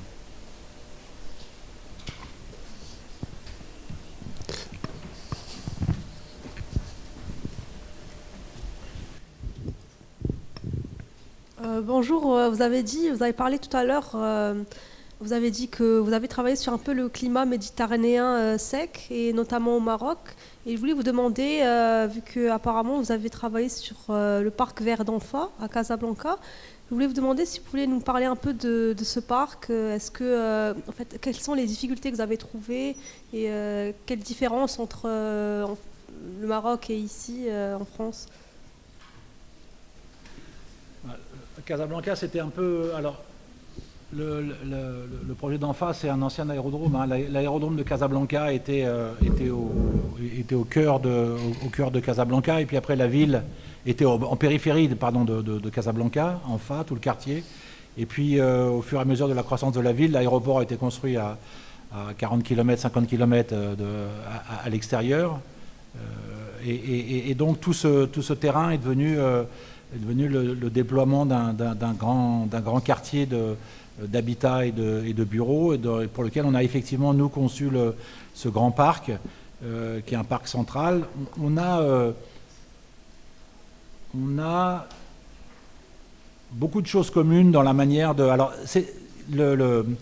on a des différences culturelles. C'est-à-dire qu'en gros, le parc, tel qu'on l'imagine comme un parc de loisirs, il y en a assez peu au Maroc. La relation à l'espace public, elle est neuve. Le fait de...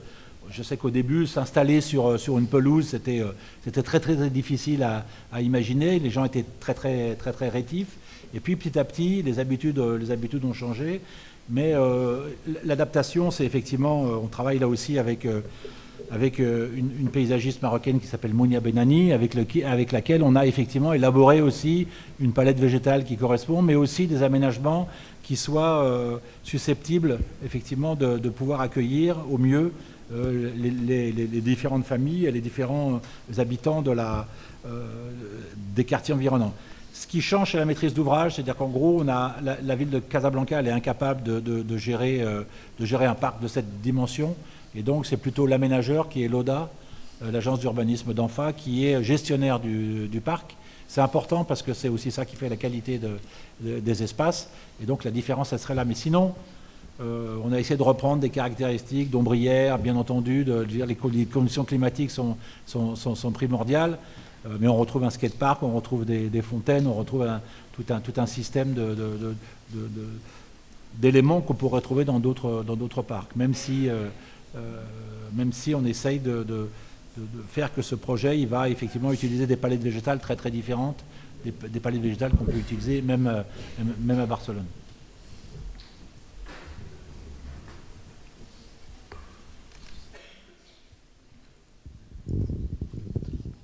Est-ce que, Michel, tu pourrais nous reprendre un petit peu comment tu imagines cette articulation entre l'architecture et effectivement les développements au niveau paysager que vous avez mis en place?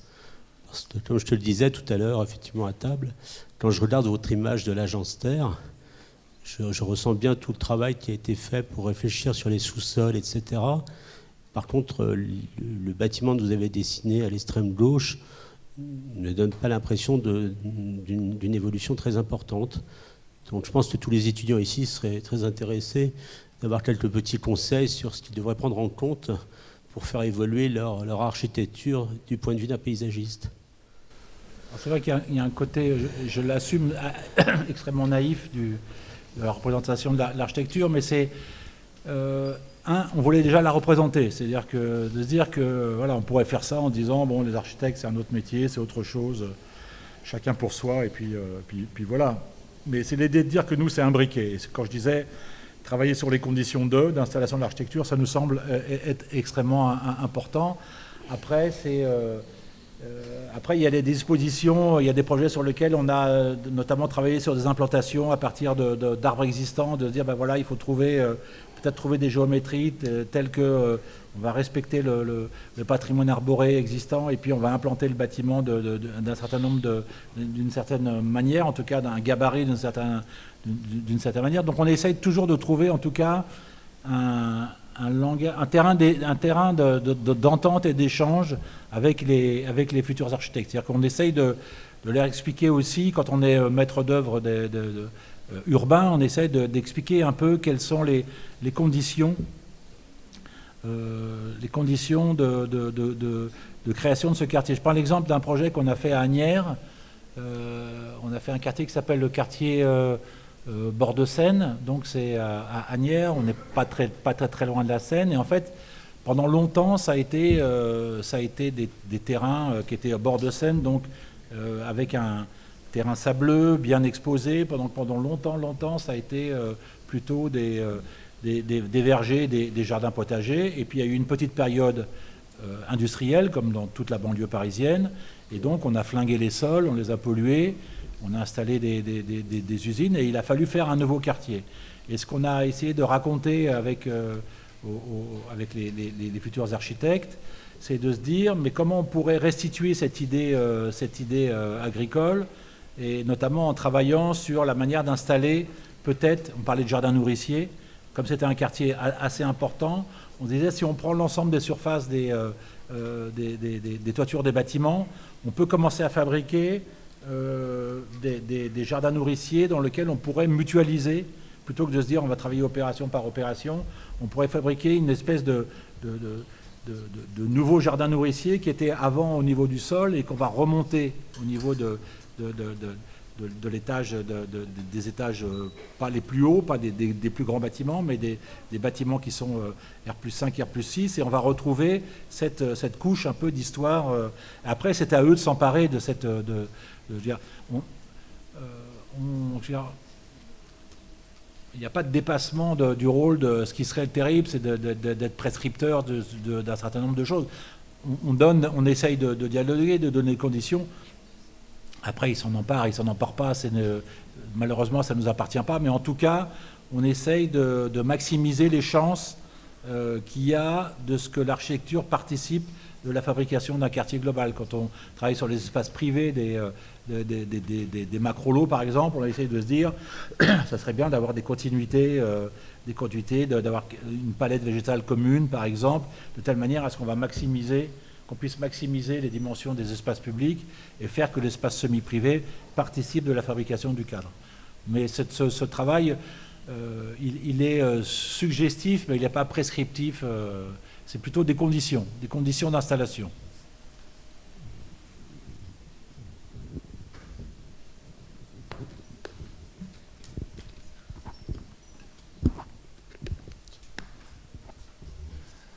Bonjour, je vous remercie pour votre intervention. Je voulais juste vous poser une question par rapport, vous avez parlé de dialogue avec les habitants est fondamental pour essayer d'élaborer un projet. Je voulais savoir comment vous intégrez le dialogue avec les habitants dans vos démarches d'élaboration d'un projet, et de quelle manière prenez-vous en compte les enjeux du changement climatique lors de la conception d'un projet. Alors, les habitants, il y a plusieurs... ce qui est compliqué quand vous travaillez sur un quartier neuf, c'est qu'en gros, les gens qui vont venir, c'est les riverains. C'est jamais les gens qui vont habiter C'est jamais les gens qui vont habiter le futur quartier. Il n'y a pas les futurs propriétaires ou les futurs locataires qui vont venir aux réunions publiques de présentation des futurs quartiers. Donc vous avez les riverains qui sont plutôt les gens intéressés pour des raisons, alors d'abord de comprendre ce qu'on va leur mettre en face de chez eux. La petite logique, c'est de se dire, de traduire le nombre de logements en nombre de voitures et donc d'augmentation du trafic. Ça, c'est l'appréciation la plus... mais ce n'est pas la plus intéressante. C'est-à-dire que ce dialogue-là, il n'est pas très intéressant. Généralement, c'est pas ça qui va faire les réunions les plus intéressantes. On essaye de fabriquer, au démarrage d'une opération, je pense notamment au travail qu'on a fait à Besançon, c'était la reconversion d'un ancien hôpital qui datait du 17e et qui devenait un futur quartier. Et en fait, on s'est très vite aperçu que tous les gens de Besançon avaient tous eu un père, un frère. Ils avaient soit enterré, soit vu leurs parents mourir, soit vu leurs enfants naître. Et donc, il y avait une espèce d'attachement extrêmement fort. C'était un lieu de mémoire extrêmement important. Donc, il a fallu qu'on essaye de récupérer un peu tous ces souvenirs et essayer de discuter avec eux et voir quelle matière ça pouvait fabriquer pour un certain nombre d'aménagements. Alors, je dis un truc tout bête, c'était un hôpital qui était sujet aux inondations du Doubs, et notamment aux remontées des nappes phréatiques. Et il racontait que bien souvent, quand il y avait vraiment des grandes crues, il se déplaçait à l'intérieur de l'hôpital en barque, entre deux bâtiment à bâtiment. Et donc cette thématique de la barque, on l'a retrouvée dans l'implantation d'un certain nombre de jeux. Et donc on a fait faire avec les lycéens, les collégiens, on a fait fabriquer des jeux de préfiguration dans lesquels on va retrouver cette notion de barque. Donc on essaie de trouver il n'y a pas de... On aime bien faire traiter ces sujets de concertation, de discussion avec les habitants nous-mêmes, et on essaye d'inventer soit des jeux, soit des manières de faire participer les gens de telle manière à récupérer un certain nombre de données, mais aussi de transmettre, c'est-à-dire leur dire voilà ce qui est en jeu. Et souvent ce qu'on réalise, ce qui était présenté à la Biennale d'architecture, on réalise une espèce de grande fresque un peu immersive, dans lequel, effectivement, on va représenter, on est suffisamment grand pour qu'on puisse représenter, effectivement, les animaux qui vont venir, mais aussi les logements, mais aussi la manière dont tout ça va vivre, de telle manière à ce que les gens puissent s'emparer et dépasser les simples questions de problèmes de voisinage. Donc, il n'y a pas de règle, il n'y a pas de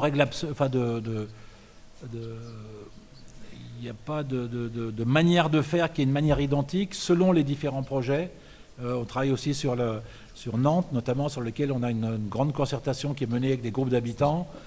Là, on essaye de développer des thématiques sur l'espace public et le genre, avec la relation avec les espaces naturels. Il y a tout un tas de thématiques qu'on peut développer et qu'on essaye de trouver pour que ça puisse enrichir le projet et pas être simplement répondre à une directive de concertation avec le bilan de la concertation qui est tiré de telle manière à ce qu'on réponde à ce qui est imposé par la loi, mais faire que ce matériau serve à alimenter le projet.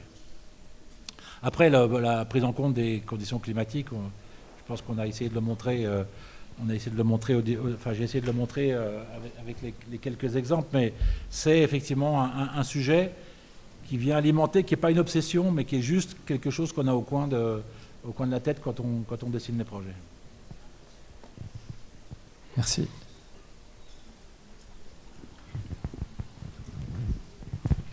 Bonjour.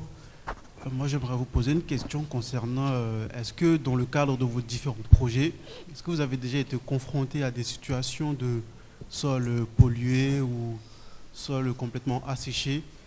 Et vis-à-vis de ces constats-là, quelle a été votre démarche à vous architecturale pour retravailler ces sols-là et les revaloriser?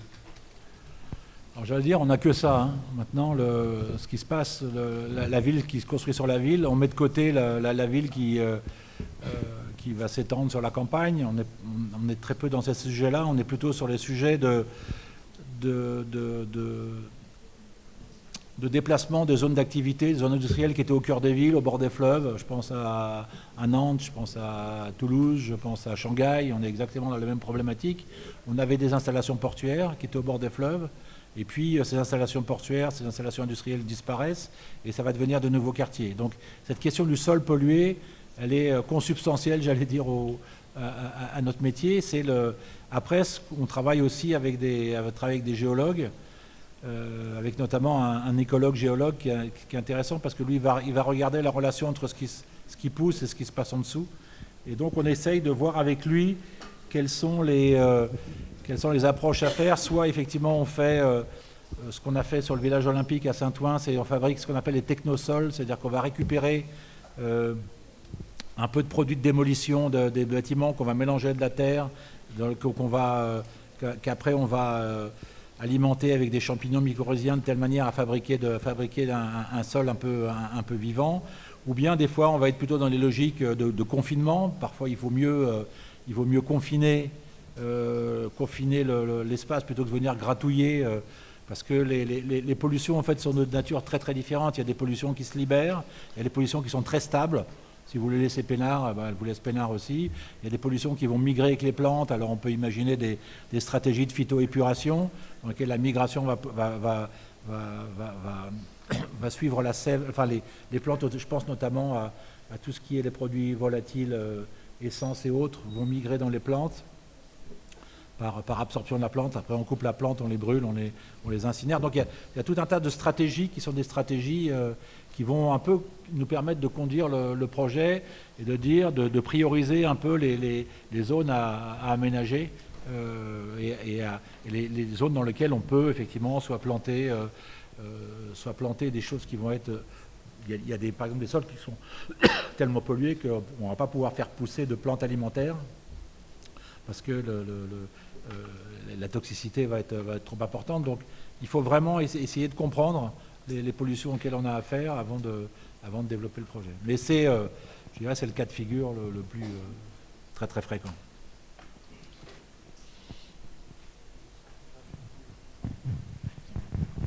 Et aussi dans le cadre d'un sol complètement asséché, l'exemple d'un sol type qui était humide avant et qui a été asséché par des constructions, comment vous réfléchissez pour ramener cette humidité-là qui a disparu avec tout ce qu'on appelle l'imperméabilisation? Oui, en gros, là encore, c'est plutôt la topographie qui va nous aider. C'est-à-dire qu'on va essayer de comprendre déjà pourquoi ce terrain s'est asséché, quels sont les phénomènes. Est-ce que c'est pas parce que par ailleurs en amont, ce qui est intéressant de l'eau, c'est que l'eau a pas de frontières. Hein. L'eau, généralement, c'est des bassins versants. Donc on va essayer de comprendre en amont la ressource, d'où vient le fait que ce terrain ait été asséché. On regarde déjà dans l'histoire, dans la toponymie, si de tout temps c'était une zone humide ou si ça a été une zone qui a pu être asséchée. On essaie de comprendre d'où vient cet assèchement. On essaye de voir après comment on pourrait, quel bénéfice on aurait à réalimenter. À ce moment-là, on pourrait dire, comme le suggérait Yann, si on récupère toutes les autres toitures de tous les bâtiments autour, toute cette eau, plutôt que de l'infiltrer directement, de la balancer de des tuyaux et de l'envoyer dans les rivières, on pourrait la garder à ciel ouvert et réalimenter les nappes phréatiques. C'est pour ça que cette idée d'écosystème vertical, elle est importante parce qu'on est vraiment dans des questions de cycle. Et donc, il faut vraiment être... ce qui est fondamental, c'est de réalimenter les nappes phréatiques de telle manière à ce que ces nappes phréatiques puissent devenir disponibles et permettre d'avoir une certaine humidité. Après, on peut aussi avoir des stratégies de plantation d'espèces qui vont garder une certaine humidité. Donc il y a tout un tas de palettes. C'est vraiment en fonction des conditions de chaque site, de chaque projet qu'on peut... Mais parfois la solution, elle est ailleurs. Elle est très très en amont parce que quelqu'un a fait un barrage et qu'on avait un écoulement naturel et qu'on l'a arrêté et que du coup ça a contribué à assécher le territoire. Alors peut-être une question sur un thème un peu similaire. Est-ce que dans votre carrière vous avez déjà eu l'occasion ou vous espérez peut-être avoir l'occasion de collaborer avec des architectes, par exemple, sur des récupérations d'eau liées au bâtiment, donc des eaux grises ou des eaux noires, qui pourraient être transformées au sein de l'espace public, par exemple, pour justement recréer ce cycle de l'eau. J'allais dire, c'est pas notre pain quotidien non plus, mais c'est vrai que c'est des stratégies qu'on essaie de développer. Alors après, c'est compliqué au niveau d'opérations ponctuelles, c'est plus facile dans le cadre d'opérations urbaines. Je parlais tout à l'heure de la Jalère à Bordeaux, c'est plus facile quand on a... parce que ces questions de gestion de l'eau, c'est des questions globales, c'est des questions importantes, et puis qu'il faut une certaine dimension, un certain poids pour que ça devienne efficace et pas simplement un gadget. Mais c'est vrai qu'on essaye, en tout cas toujours dans les prescriptions, de dire qu'il serait bien de pouvoir récupérer. Alors les eaux grises, on essaye, on a des techniques. Les eaux noires, c'est beaucoup plus technique, mais encore qu'il y a des projets dans lesquels ça se met en place. C'est des choses très, très coûteuses, mais c'est des choses vers lesquelles on va aller. C'est-à-dire que cette question de la ressource de l'eau, quand les anthropologues reviendront sur nos années 2000 en se disant à cette époque-là, ils prenaient l'eau et il la balançait et puis il la récupérait pas, par exemple, ça va les faire sourire. Donc je pense que cette question de la ressource, de l'appauvrissement de la ressource en eau va devenir une question fondamentale. Cette question de la récupération de cette eau si précieuse, elle est fondamentale, et les bâtiments doivent participer effectivement de cet effort, en tout cas de cette gestion de l'impluvium. Une dernière question ?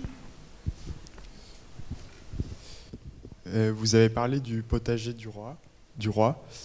Comment est-ce que vous envisagez les paysages nourriciers dans l'espace public aujourd'hui? Parce qu'on sait que ça pose des questions d'usage, notamment au niveau de l'entretien, peut-être de gens qui abîment les arbres, des choses comme ça.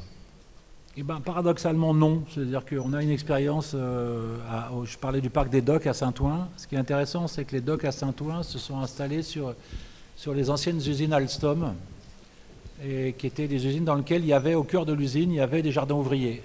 Des jardins ouvriers qui, à l'époque, n'étaient pas un gadget pour s'occuper le week-end, c'était vraiment pour améliorer l'ordinaire. Et dans le parc qu'on a conçu, qui est le parc des docks, il y a un grand parc dans lequel il y a un certain nombre d'activités.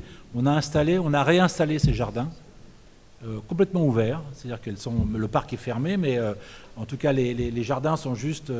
on a travaillé avec les associations d'anciens d'Alstom, et les jardins sont juste clos avec des petites clôtures qui font un mètre de haut.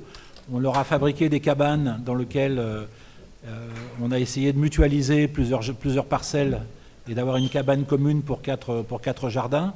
Et on a créé aussi une serre dans laquelle les gens peuvent venir faire du repiquage, mais aussi une serre dans laquelle on a installé une cuisine. Et les gens peuvent parler tout à l'heure du partage au travers de la nourriture. Et c'est hallucinant de voir comment ça marche. Les gens discutent entre eux, s'échangent des plantes, s'échangent des recettes. C'est beaucoup de jardins qui sont tenus par des travailleurs immigrés. Donc il y a beaucoup de pays différents. Il y a des gens du Maghreb, il y a des gens d'Espagne, il y a des gens du Portugal. Et entre eux, ils discutent, effectivement, ils s'échangent des plantes. Et donc ça crée un vrai lien social. Et c'est absolument pas dégradé. Je pense que c'est plus dégradé si c'était dans des endroits très isolés, mais il y a une espèce de contrôle social qui fait que, enfin contrôle social au sens noble du terme, qui fait que c'est actif, que vous pouvez vous balader, vous pouvez discuter avec les gens qui jardinent, et ça fait vraiment un lien très important. Et qui plus est, pour le maître d'ouvrage, ça fait autant d'espace à ne pas entretenir. C'est-à-dire qu'à la fois c'est un équipement dans le parc, en même temps qui est complètement autonome et qui est géré par l'ensemble de toutes les assos qui vont entretenir leur petit jardin. Et ça marche. Et on a installé, oui, ce qu'on a changé, on a créé cette serre, et on a aussi installé des chaises et des bancs, des grandes tablées pour qu'on puisse faire des pique-niques, des fêtes. Et donc on décloisonne le petit jardin dans lequel on a sa petite vie. C'est une pièce, et après on a une grande salle à manger si je file la métaphore, dans lequel après on va se retrouver, on va partager et on va pouvoir se nourrir. Donc cette idée d'installer au cœur des parcs ces endroits-là, elle est fondamentale parce que c'est vraiment ces endroits-là qui font du vrai lien social.